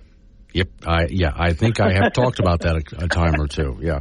Just a time or two, huh? Yeah, I'm just kind of curious because I showed up there during the last fly-in, and I went off to the back row to see how things were going, and I noticed a lot had been cleaned out, but not everything. But the buildings are in the same condition, and hasn't it been a couple of years? Oh, yeah, it's been quite a while. I don't know much about that, so don't fly, but I'll check on it because I know a couple of people that have hangars there that have been really upset with what's going on. Yeah, all right. Yeah. Well, thanks for calling in. I appreciate it. Absolutely. Thank you. 888-97 Woods, the phone number. That's 888-97-WOODS. Yeah, there was a big snowstorm that hit Wheatland a couple of years ago. And at their little airport there, which is a cute little airport, but it's mainly just there's no passenger planes coming in and out, just private planes, right? And so there's 3 rows of hangars. They got quite a few airplanes out at the facility, some really nice people out there. And the snowstorm came down and just buried those hangars. The ones in the back are the oldest hangars, and they didn't survive the weight of the snow. So a couple of years later, and they're still crushed over there. Mike is on the phone. Morning, Mike. Hey, I heard Judy talking about 12 in Groesbeck. I grew up at about 12 from Interstate 94. Mm-hmm. It's kind of the armpit of Michigan around there. Okay. How is it? Hey, I wondered something else too. If a guy gets addicted to the patches, do they tape a cigarette to his arm? Yeah, that's probably the best thing to do. Yeah. I've often wondered about. I've never, smoked like that. I don't know about the patch, but for those people who have used it, do they actually work? I don't know. It's supposed to be something that you can enjoy the nicotine without the cigarette until eventually you can give up the patch, right? Yeah, they're kind of chewy and tough to swallow. That's why I said if you roll them up real tight, you can still light those suckers. There you go. Just a guy asking questions. Yeah, you Catch you later. All right, thank you, Mike. Appreciate it. 888-97 Woods, the phone number. That's 888-97-WOOD. I did meet one time. This was in Tampa Bay area. I met a lady who is a maid. She was cleaning the building I was in. And I noticed these were not nicotine patches. She had other patches up and down her body and on her neck and other places. And I asked her about all these patches. And she said she made extra money testing new drugs. That sent a shiver up my spine. She makes extra money being a guinea pig testing new drugs. I don't know what those drugs are. And because they were patches doesn't necessarily mean it had anything to do with cigarettes. So I thought, you really want to go slapping patches with new experimental drugs all over your body so your skin can absorb that to find out what's going to happen? I guess if you need the money, but I can never imagine that I would need money that bad that I would do something like that. All right. Coming up on some local business. That's news time. Right after local news, update on your weather forecast. Nice, long segment of open phones. Now, since taxes were brought up, I do have a story from Cowboy State Daily. In Wyoming, homeowners want property tax relief but disagree on how to do it. That's the title of their story. You'll find it on Cowboy State Daily. I'm going to read from it and talk to you about it right after news and your weather forecast. It's Wake Up Wyoming.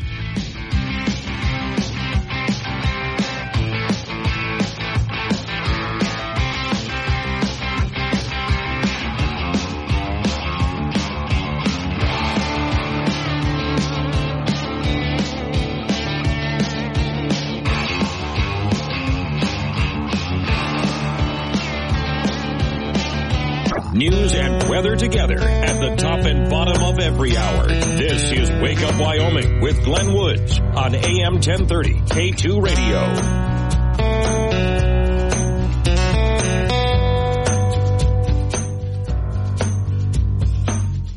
8:36 the time. It's Wake Up Wyoming. Back to the phones we go, which you can jump in anytime you want with any topic you want. 888-97 Woods. That's 888-97-WOODS. Rose is in Casper. Morning, Rose. Morning, Glenn. Got to do a little damage control here. Okay. Natrona County's fallen way behind. That's why we're pushing to get these signatures. Okay. We do have a few upcoming events, as I've stated before. We've got Tony Locke Property Tax Town Hall on the 25th from 6 to 7:30 at the Game and Fish Building. We've got Harriet Hageman. They think they're going to be able to go in there at the observation deck from 6:30 to 7:30, also on January 25th, Thursday. There's Saturday, the 27th, which is my birthday. Mm-hmm. I'm trying to help the people to get something done instead of depending on our legislators. And then you were talking about that Wyoming politics page there that Cowboy State Daily. Cowboy State Daily, rather. I believe acquisition is the way we need to go. Okay. I agree with that. But thinking that our legislators understand anything about property tax relief is silly because there's just too much government. So no way. Right. So on the Eagles Lodge at 306 North Durban on the 27th from 10 to 2, we're figuring on. And there's a blood drive at Wyoming Gun Company on Friday, February 2nd. And they have invited us to come down there also so you can give blood and take back some of your blood. Yes. Yeah, it does sound weird to say there's a blood drive at a gun company. That just, okay. They might want to rethink that. But anyway, go ahead. And then there is the Hog Ice Fishing Derby. If I can get a somebody with a four-wheeler, I'm going to try to go out there and be out on the ice. It's Saturday, February 3rd through Sunday, February 4th from 7 o'clock a.m. to 3 o'clock p.m. On Pathfinder Reservoir. Right. And then we are planning on being at the API Chili Cook-Off. So you're going to be out there everywhere. Just know that Natrona County is falling behind. We really need to get the signatures from Natrona County. I've reached out to Casper Mountain landowners. I'm trying to reach out to the people of Vista West, and I'm trying to reach out to the people of Cold Creek. If anybody can pass this information on to those groups, I'm not having any luck joining the groups on Facebook. Okay. All right. Nice to see it working hard out there. Thank you, Rose. Oh, there's one more place. Oh, go for it. Yeah. Glenn. A lady messaged me here. Dave's Darts and Billiards at 601 East 2nd Street. During business hours, any day of the week, they can stop in and sign. Okay. All right. Thank you, Rose. Keep us posted. Glenn. All right. 888-97 was the phone number, 888-97-WOODS. Here's part of what she's talking about. So here's the story from Cowboy State Daily. It reads, other than the state's biennial budget, property tax relief is the hottest topic entering into the 2024 legislative session, which begins soon, with a new ballot initiative that would slash property assessed values by 50%, drawing both backlash and support throughout Wyoming. Now, that also is not all properties. My understanding of that is it's homeowners, but okay. It says, as politicians haggle about how best to address property tax rates, they've skyrocketed in some parts in recent years, not all over Wyoming, but in some parts. So Cowboy State Daily spoke with 3 Wyoming homeowners about what they believe is the best approach to property tax relief in Wyoming. Buffalo resident Thomas Moore said his property taxes have roughly tripled since he bought his home in 2016. He said most of these increases have happened over the past, let's say, 3-4 years. And Bondurant resident Jim, I have to actually look that up. I forget where that is in Wyoming. But anyway, Jim Jacobson said his property taxes went down after the 2018 Roosevelt fire. In the years since, they've shot back up, more than doubling, especially between 2020 and 2023. Last assessment saw an increase of 37% from years before. Now, although Jacobson said he can afford the increase, for some living on a fixed income, it can be devastating. Star Valley resident Mark Massey, 70 years old, worries that property tax bills continue to swell at their current place. He'll be forced to sell his home. This is one of the things that I've said for quite a while. I know a lot of you have agreed with this, that Wyoming has been a good place to retire. Because if you retire in Wyoming, we don't even have a state income tax. Cost of living is low here. And if you own your home, you're safe. You're fine. Okay? But now we have a problem. And it's not because, and let me be careful about how I put this. It's not because your local government has gone in and raised your taxes. It's because people have moved in that have a lot of money, and what they're purchasing homes at and so on has changed the assessed value of these homes. So taxes for everybody goes up.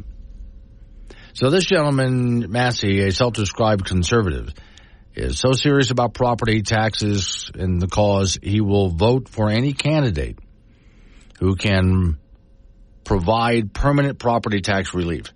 He says it doesn't just affect homeowners, it affects everyone that lives in Wyoming. So Jacobs believes the state needs to offer a larger tax exempt for military veterans. The state also offers property tax rebate programs for those who make 125% or less of the median household income. Jacobs says the fact that homeowners must apply to participate is a problem. He has mixed feelings about ballot initiatives. On the one hand, Jacobs said he would love an opportunity to get a property tax break. On the other hand, he questions what it would do to the state's budget, so things have to be tailored. The ballot initiative, an estimate by the Wyoming Department of Revenue, will cause a $143 million hit statewide. The estimate is based on assumptions that every homeowner is eligible for the program. Massey said his most preferred solution would be an acquisition value-based taxation system in Wyoming, which he believes would force local governments to control their spending as a Wyoming homeowner in California as a young homeowner in California in 1978. He voted to support a similar measure. Remember Proposition 13 from way back then. An executive director of Wyoming County Commissioners Association said California had passed that lower tax structure. It had to raise taxes elsewhere shortly after to keep things going. Massey disagrees, but says that even if that was the case, he didn't notice it. And at the time, he was making relatively a low wage. He still owns a second home in San Diego and noted that property taxes in California, the home is worth much more, but now it's about the same as a property here in Wyoming. So you can see what the problem is. So, okay, there's tax cuts, land increases. The story goes on quite a bit. It's a pretty good in-depth story from Cowboy State Daily. So I'd say it's worth looking into to see some of the solutions that are being offered up out there and see if you can think of anything that might be better than that. All right, coming up next hour, right after I get done with news, sports, weather, and we get into the 9 o'clock hour, if all goes well, your Representative Harriet Hageman's going to join me. She has a border update. Now, I just got done talking about the border and some of the problems with the border. She has a update on the border, which might be helpful. Oh, my God, the world's going to end in 12 years. And the only thing you can do is vote for a Democrat.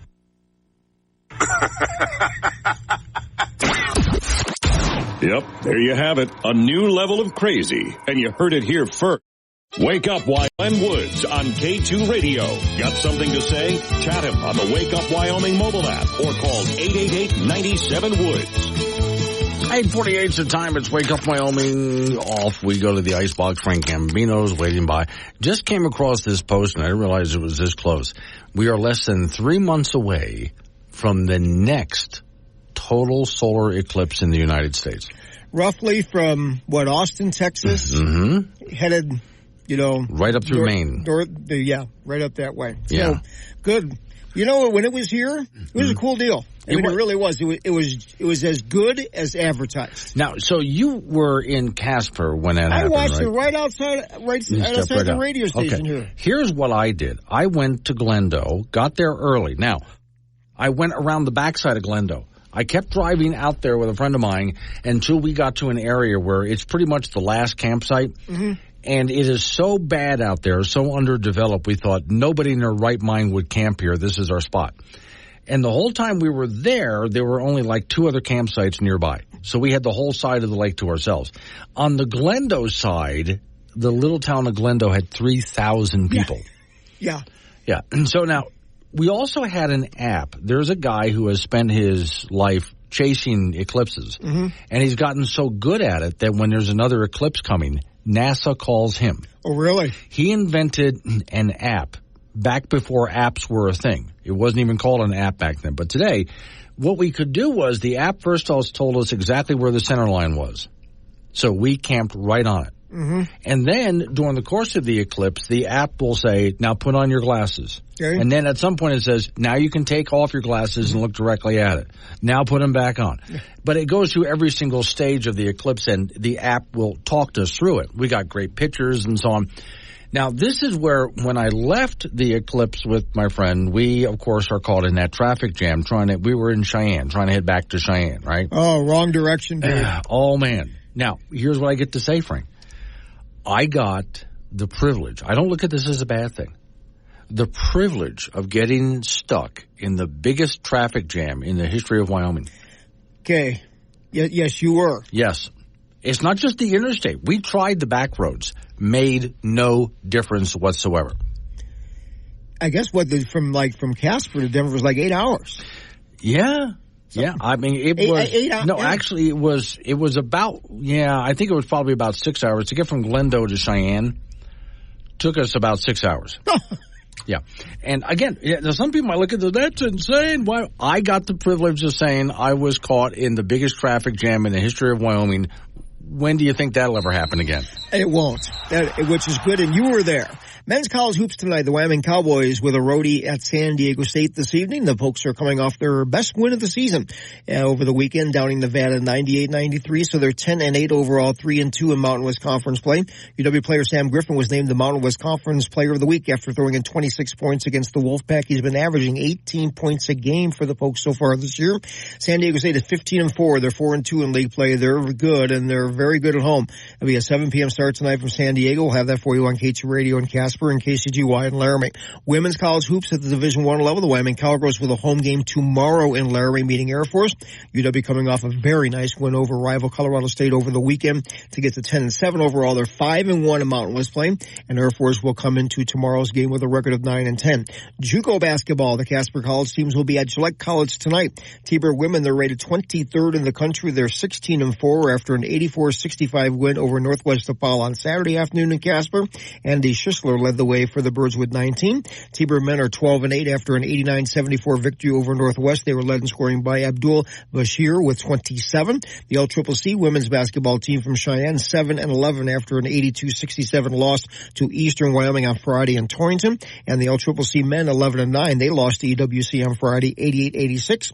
And both of the Golden Eagle teams will be at Central Wyoming and Riverton coming up on Friday. Pro Rodeo Hillsdale, Wyoming native Brody Crest won the Saddle Bronc event at the National Western Stock Show in Denver over the weekend with an arena record 91 points. Picked up 11 grand for his work in Denver and placed fourth last season in the Saddle Bronc World Standings. High school cross country, Madison Antonino of Jackson, the Gatorade Athlete of the Year. She won the 4A cross country state championship in Cheyenne back in the fall and is the 3A state champion in the 3,200 meters running for Pinedale. And high school indoor track and field from over the weekend, Gillette hosted a season opening event with close to 850 athletes participating. Caden Lee of Natrona won the high jump at 6'10". That is a mark that exceeds the existing indoor state record, but the state records can only be broken at the indoor state meet. He also won the triple jump. Laramie's Dominic Eberle won the 800 and 1600 meter runs. On the girls' side, Lainey Berryhill from Laramie won two events, the 400 meter dash and the 1600 meter run. And that's it in sports. I've added a couple more pictures from your website there, which is Wild Preps. Yes. Yeah, to the, at the end of every year, the best, most dramatic pictures from that site. So just a hint to parents out there, send those pictures. Send them in, yeah. Use the Wyoming Wild Preps app. Yeah. We'll take them. Yeah. And then whenever I find a picture where I go, wow, that really stands out, that's just amazing, I add it, and at the end of the year, I just put all of those in a gallery for everybody. I want you to put some pictures of the traffic jam in there, too, if you have any. Okay, yeah. Do you have pictures of the traffic jam? After the eclipse? The traffic jam after the eclipse. Yeah. I do. Somewhere. I'll have to go back and dig around. I thought you would stand on the roof of the car. Oh, we made friends. We made friends, Frank. We had time. Oh, of course you did. Yeah, especially when someone really has to go bad and they're out in the middle of nowhere on the highway and there's nowhere to go. Brought your chairs out there and you're all really good. Interesting. Thank you, Frank. It's Wake Up Wyoming.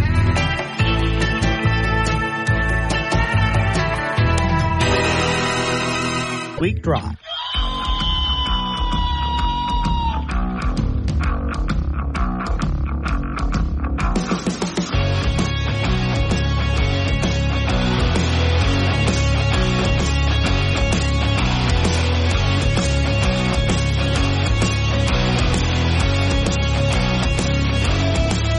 .06 the time. It's Wake Up Wyoming. Hold those calls for just a bit because we got a guest on the line here. And then we'll go ahead and get back to open phones. Harriet Hageman joins us. Are you in state or out of state? I am in state.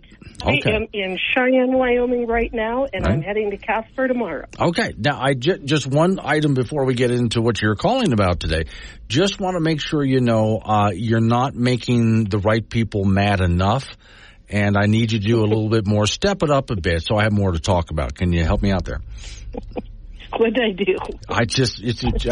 I'm sure if you got out there and just made a little bit more noise on things like what we're going to talk about. Apparently there's some good news on the border. I don't know. I haven't heard that. Have you heard there's a deal? I don't know. Okay. All right. I thought there was something good going on maybe on the border, but then again, I do know that Biden said he was going to do something about it, but that doesn't give me a lot of hope. That shouldn't give you a lot of hope. No, it that should not under any circumstance give you a lot of hope because I don't anticipate that he's going to do anything. What's interesting, though, is The Supreme Court ruled yesterday in a 5-4 decision that that the feds could cut the razor wire. Yeah. They didn't issue a written opinion with that, which they should have if they were going to make that decision. But they must be going on some kind of an idea that only the president, only the feds have the authority to address border issues. Well, if that's true, we're going to get Donald Trump elected in November, and they better not backtrack on any of that. Okay. That's the only silver lining I see coming out of that decision. Well, I did mention one other thing this morning, and that would be that they can go ahead and cut that wire, but this is Texas. They have more wire. They have more wires. That's right. Mm-hmm. I was down there in that particular area a couple of weeks ago. I was in Eagle Pass, Texas. Mm-hmm. I was on that exact bank, and while we were there, about 6 or 7 Venezuelans came through, crossed over the razor wire, and the Border Patrol picked them up and took them for processing. While we were doing a press conference, we had people walking across the river behind us. Right. So it's an open border. My concern is I don't trust the Senate. I'll be very honest with you. I do not trust the Senate to actually do a border security bill. Okay. I trust them to do an amnesty bill. I trust them to do we're going to process everybody and we won't call it amnesty, but we'll give them all green cards or work permits bill. But I don't trust them to do a border security bill, because if they wanted to do a border security bill, they would pass H.R. 2, which we passed last year, which is the strongest border security bill ever passed by Congress. Okay. Now, I know that we're still essentially, pardon my way for putting it, Congress is kicking the can down the road again when it comes to our deficit, but a lot of this has been held up for a bit anyway, trying to get some kind of border control into that spending bill. That's part of it, and it's also the supplemental bill, because Joe Biden wants another $60 billion plus dollars for Ukraine, and then we're trying to get $13 billion to Israel. I will support the funding for Israel. I will not support the funding for Ukraine. We've had no audit. They will not tell us where the money is going. We do know that over 50% of the money that we have sent to Ukraine is paying for their government services, for garbage collection and for pensions and things like that. We're $34 trillion in debt. Ukraine isn't the 51st state.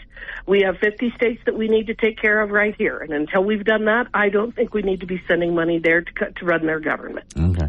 So between now and the presidential election, really what can Congress do? I mean, other than swapping out presidents, what do we do here? Because we've got how many people now that have crossed the border? Over 6 million? I think it's probably closer to 11 million. Oh, wow. And we have over 1 million gotaways. And keep in mind, and I've been down there, as I've said, we're very good at processing people coming in illegally into this country. If there's one thing you can say about a federal bureaucrat, they know how to fill out paperwork. Yeah. And so they're really good at filling out the paperwork and making sure those people get into our country. So when you're a gotaway, you are intentionally avoiding being detected, because when you come here, they give you services, they give you money, you're getting housing. So when you're trying to get in without being detected, you're bringing in the drugs, you're the human smuggler. I was visiting with a sheriff down there on the border, and he comes from a huge county, an enormous county. I think it was like the size of Rhode Island or something like that. And it's kind of like what you'd see in Goshen County, little tiny towns of 450 people and maybe a town of 3,000 and that sort of thing. They found a safe house in that county where it was a chop shop. It's where they were doing their human trafficking. They were doing massive amounts of drug dealing and drug running through that county with that safe house. It was a warehouse, an abandoned warehouse. They didn't even know it was operating. By the time that they went in there, this was a multi-million dollar business being run in his county, in this little tiny rural county out in the middle of nowhere. And I think that ought to give everybody pause about what's going on in that border, because that could be happening in Goshen County, Wyoming. Yeah, and it is affecting the entire nation as well, because it's not just the flood over those border towns, as small as they are, like you just mentioned, but these people then pour into the rest of the country, and I think that affects everything across, especially those sanctuary cities that are complaining about having to be sanctuary cities. Well, it affects everything just because if it's a deflection of resources to something we shouldn't be spending these resources on. So right now, one of the big battles we're having in Congress is that the Biden administration in the state of New York has taken over a national park and put up tents to the tune of millions of dollars in expenses, and they're housing illegal aliens in our national parks. Okay, think about that. They're housing illegal aliens in national parks in big, huge tent cities. Well, New York is notoriously rainy, but when it rains there, that particular national park floods. So what did they have to do? They had to close down a high school, put all the kids in remote learning so that they could convert that high school to an immigrant processing center and living center. And somebody got in there and they were doing filming. It's unbelievable what we're doing, what they're doing to our cities, what they're doing to our water tables with the waste and the filth. All of the things are affecting us. And we have an administration that is absolutely unwilling to secure that border, which tells you, so when we went down to Eagle Pass, in the previous 3 to 4 days, they had been processing literally thousands of people a day through Eagle Pass, Texas. When we were there, they had maybe 165 people. They knew we were coming. They notified them that they were coming, and they were able to shut down the flood of illegals coming across that border the day that we were there. What that tells me is that this administration is in contact with the cartels because they're the ones that are doing the human trafficking, and they have the ability to shut down these flood of illegals. All they have to do is a Remain in Mexico policy. All they have to do is re-implement the policy that you have to seek asylum in the first safe country that you come to. All of those are just some of the simple things they would have to do, and they could stop that flood. They couldn't do it. They won't. They are invading our country intentionally. Okay, so now to allow the flood is one thing. To stop it, of course, let's say we actually did that. How do you reverse course? They're going to have to deport. Yeah. I know people don't want to talk about that, but we don't have any choice. We're going to have to deport. There is one of the things that I've been terribly concerned about because I've been reading about it for a while. Some of these countries in South America especially are unloading people out of mental institution and prisons, and they're sending them north. They don't want to pay for them anymore. They don't want to have to take care of them. They just arrested a guy from Colombia who had been convicted in Colombia for murder and released in prison, and they have found him here in the United States. They've got a guy, I mean, you just read these horrific stories. The little girl, the little autistic girl that was raped in her bed and murdered by the MS-13 gang member. We have got the worst of the worst coming into this country. We've got others that are, I'm not saying they're all that, but there are enough of them. And why we would want to be bringing people like that into our country with absolutely no idea of where they're going is just stunning to me. It also is stunning to me that we can't force the hand of the Biden administration to make them enforce what's law on the books. Look what the United States Supreme Court did yesterday. Yeah. Look what they did yesterday by saying that Texas cannot put up the razor wire. As you say, and Ken Paxton and Governor Abbott, whom I met just a couple of weeks ago, they both said, we're not done yet. We're going to continue fighting, and they have the right to fight. But look at what our courts are doing. And you have judges who are so far removed from the consequences of these horrible decisions that this is what they're doing. Okay. So what is currently being worked on? Again, between now and the next election, you must be doing something that as much damage control as you can. Okay. Well, we're doing as much damage control as we can. One of the problems that we have is we have a very slim majority, and we don't have the Senate. And the Senate has just absolutely failed us on so many levels. We have passed very good bills.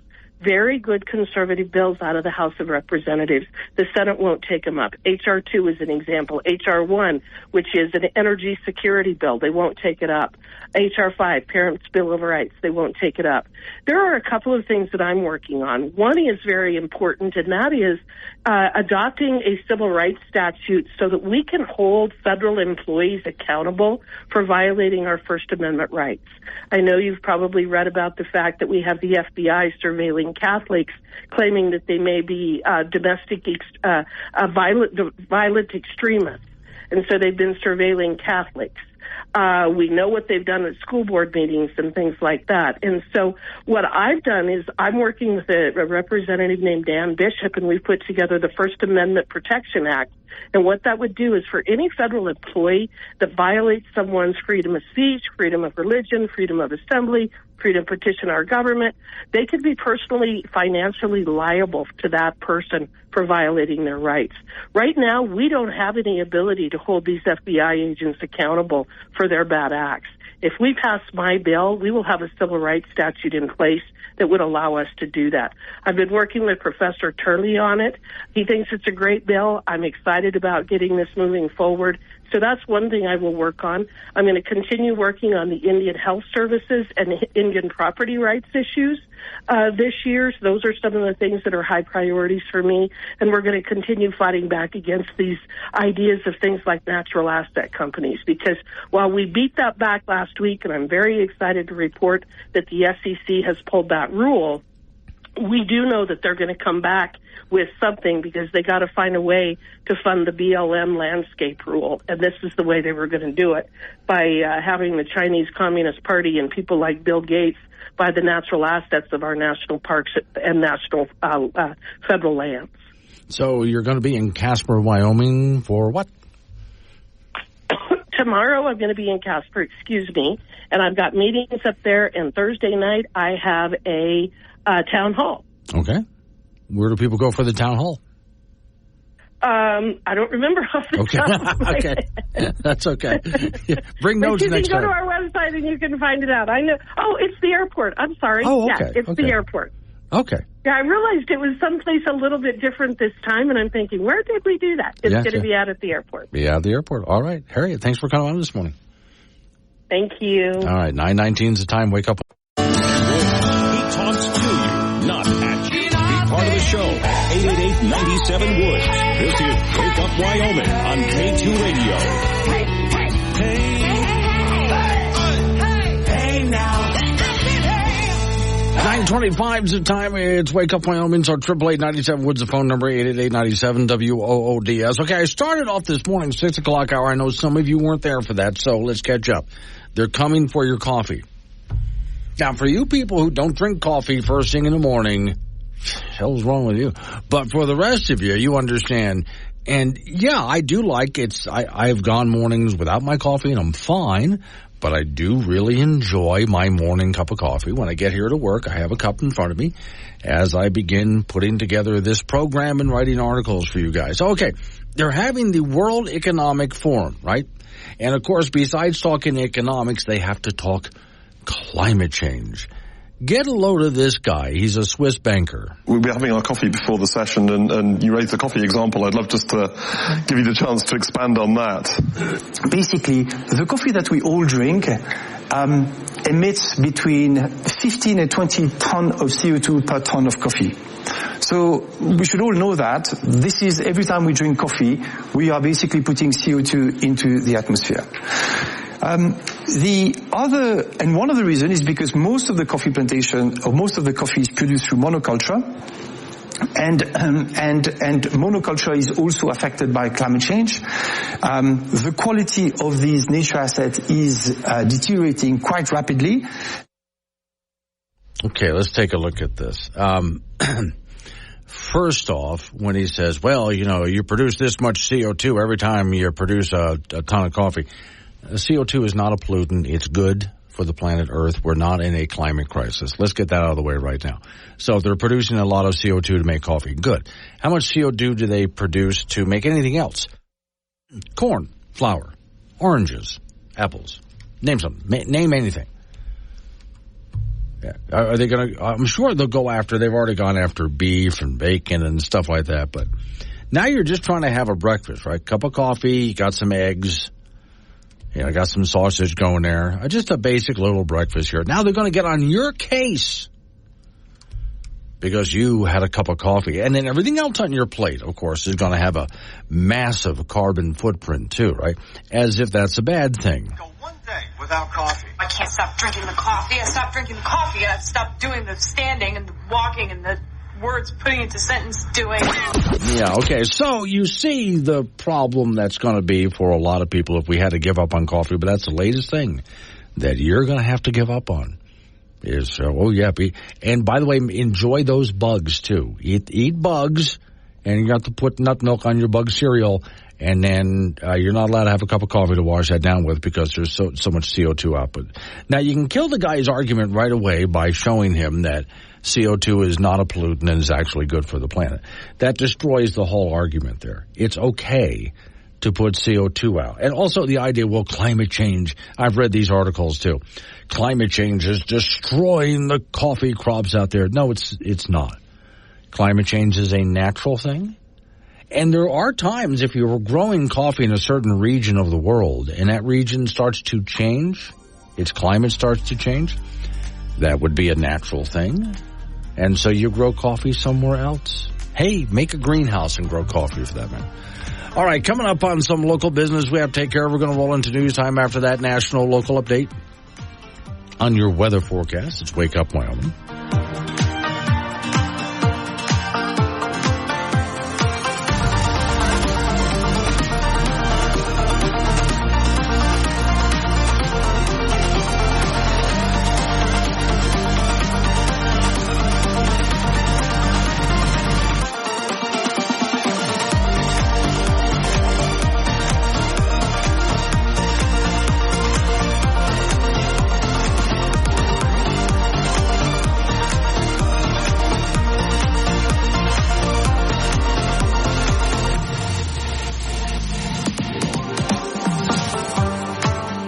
Drop. Covering world-ending catastrophes for years to come. It's Wake Up Wyoming with Glenn Woods. Find content, chat live, and listen on demand on the Wake Up Wyoming mobile app.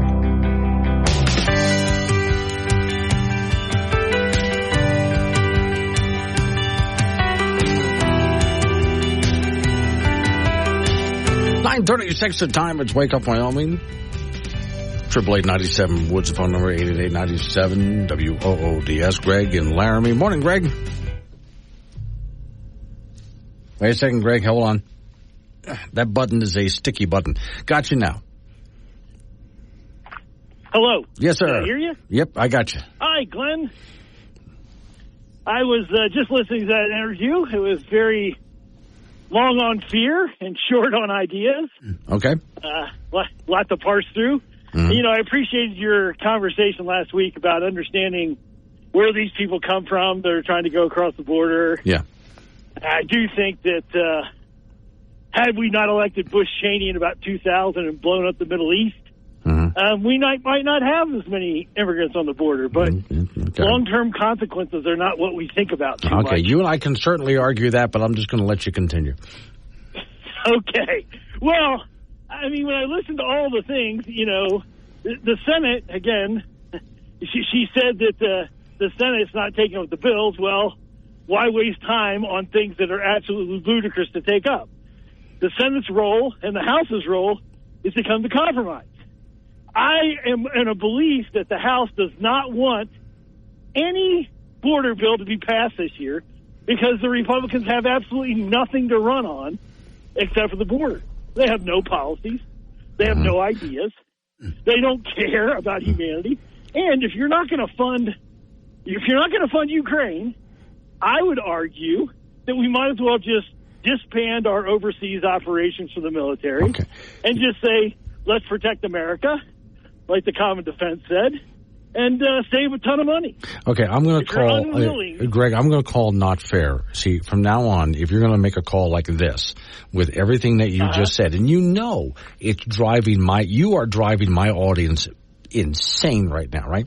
And you do this as the very last call of the show, Greg, how about you? I waited for a few days to call. Yeah, but now, how about you call in earlier in the show? That way, I can take calls from people who want to call up and just tell you that you're full of it. And I can sit back and relax the rest of the program after the nonsense you just spit. But no, you wait for the last call of the day. What am I supposed to do with this, Greg? Well, I'll call tomorrow at 6:36 and say the same thing. Okay, One other thing that'll drive or maybe, I tell you what, I'll save you the trouble. I'm just going to save this call. and I'm going to play it tomorrow. And then we're just going to let everybody go ballistic on you, okay? I'll just say one more thing to get it going. Go for it. I'll take Googly Eyes Cortez over Wild Lies or Eyes Hager. Okay. Good one, Glenn. Thank you, Greg. Appreciate it. Oh, my God. This is just not good timing, Greg. Jeez. Okay. No, I know you heard that. That drove you insane, didn't it? But I let him say it. And the reason I let him say it is because Greg, as much as I disagree with everything he says, he is not Dave from San Francisco. Okay? He seems like he's a lot of fun, and he doesn't call up and insult, and he's not rude and obnoxious and so on. He just has a completely different opinion from you. That's why I let him just ramble on like that. But I am going to save that call as soon as I can here, and I will play that again tomorrow. And you guys will have an opportunity to respond to all that, because I know you do. All right. Slight different thing here. Oh, Lisa, Doc in Cheyenne. Good morning, Glenn. I wonder why they don't mention how much oxygen the coffee plant produces while converting the CO2. If someone could would make the time to actually do the research. Yeah, that's very typical. People like you just heard about the coffee story, they never do the research, Doc. They never do. And oftentimes, I find the numbers that they spout are bogus, but it comes right down to CO2 is not a pollutant, so we have nothing to worry about there. Here's an interesting story from you, from the Babylon Bee, from their Not the Bee page, meaning it's a true story. School is removing mirrors from bathrooms because kids keep cutting classes to make TikTok videos. Yeah, now if you're wondering what that is, for those who don't understand what that is, and I always thought it was the dumbest looking thing, people will go ahead and make a video of themselves. They're posting a video of themselves, right? So in order to get a video of themselves, they're using their phone. So they go into the bathroom and they point the phone at the mirror. So you see them in the video standing there holding the phone pointed at the mirror to get. You can do that without having to use a mirror. You look like an idiot. Mark is in Albany County. Hello, Mark. Good morning, Glenn. Yes, sir. First, to Harriet's a wonder. Yeah. I support her 100%. Second, the treasurer, the assessor, and the clerk will be at the fairgrounds in Albany County this evening, I believe at 5:30, to discuss property taxes, the county budget, and elections. I'll have the People's Initiative to reduce property taxes there. I'm sure we'd like to see some good conversation, maybe give the clerk and the treasurer an idea on how they can reduce government instead of raising our property taxes. So real quick, because I'm running short on time, so they need to be where, when? In Albany County, right? Albany County Fairgrounds, 5:30, I believe. Okay. And thank you very much. Absolutely. It's Wake Up Wyoming. So why do you drink coffee every day? You gonna die without it? No, but you might. Admit it, you were hoping somebody would say that. The only show broadcasting from a bunker under Devil's Tower. Hey, it's cold down here. Wake Up Wyoming with Glenn Woods, 6 a.m. weekdays on AM 1030 and FM 95.1. 8:48 is the time. Wake Up Wyoming, off to the icebox we go. Frank Gambino waiting by. So, Frank, I have a picture in front of me. Okay. It's of a mom. Now, I often compare life back then to life today. And this is a mom back in the 1970s, it looks like. All right? And her little girl is in front of her. And Mom is kneeling down to help the little girl zip up her coat. Okay. Right? And it says, and I didn't notice this until I read the words, and I thought, oh, I see it now. Holding Mom's cigarette while she zips my coat. Yeah. I know there are adults that I've they've told me when they were kids, lit their mother's cigarettes. Oh, yeah? Yeah, that's true. Or go get my cigarettes for me. Oh, yeah. Yeah, that was... Where's the matches? Okay. You know? Can you give me an ashtray? Yes. Oh, very typical to go driving down the street with a car filled with smoke, although... with the kids in the back seat. Yes, absolutely, yeah. Now, those little vent windows that were up in the front of cars back then... Now, and of course, a lot of people would just open those up because not all cars had air conditioner back then. So you'd open up those little vents. But now, my mom called that the smoking window. I always thought that's what that was called, the smoking window, until I found out, no, it's just a vent window. But my father would open that up when he lit a cigarette while driving. Can you imagine driving in a station wagon with no air conditioning? And you're in the back as a kid. Yeah. Mom and Dad are both smoking. And it's about 85 degrees outside. Yeah.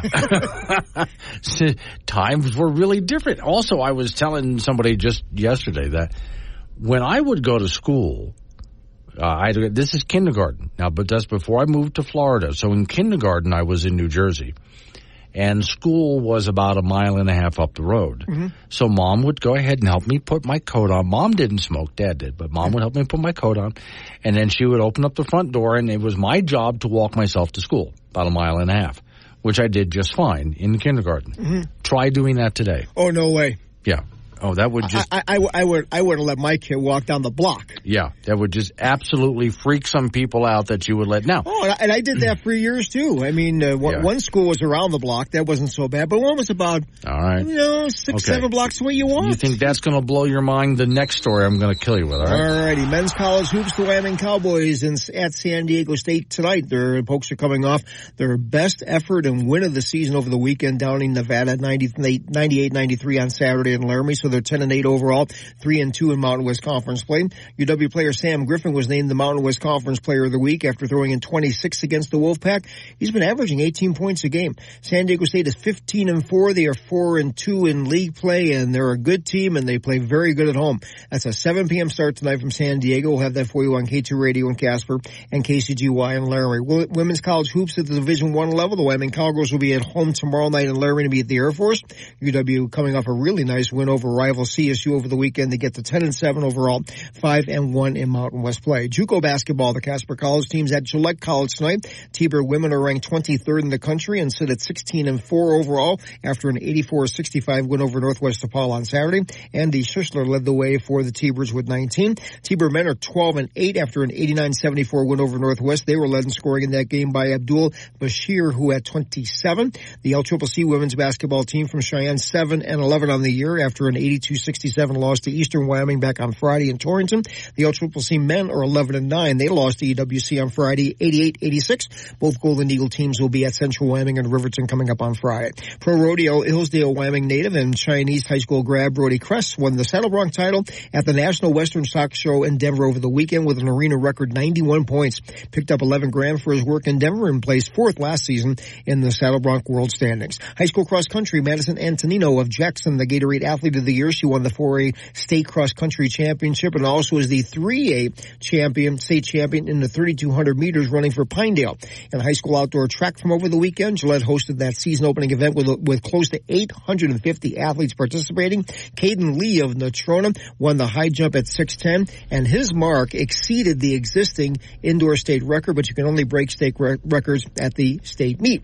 And he also won the triple jump. Laramie's Dominic Eberly won the 800 and 1600 meter runs. On the girls' side, Lainey Berryhill of Laramie won two events, the 400 and the 1600 meter run. That's it in sports. Okay, so here's what you would not be able to do this today, I don't think. But so when I was in like 5th and 6th grade, my parents decided to try sending us kids to some private schools. Okay. All right.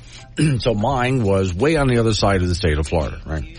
So when it was time for me to come home for like holidays and so on, one of the teachers would walk up to me and hand me a bus ticket that was sent by my mom with an envelope of spending cash. Okay. And here I am in 5th grade, and I would go get myself a cab and get on a Trailways and go across the state of Florida to home. And when I went back to school, I did the same thing. by myself. In the 5th grade? 5th and 6th. Did they send you to reform school or something? No, nothing like that. Okay. But it was different back then, Frank. I'll say. And nobody thought it was weird. A school across the state, I think, is a little bit weird. Well, that's a whole nother story there. I was not a bad kid, okay? Oh, okay. I was just wondering about that. Wake Up Wyoming.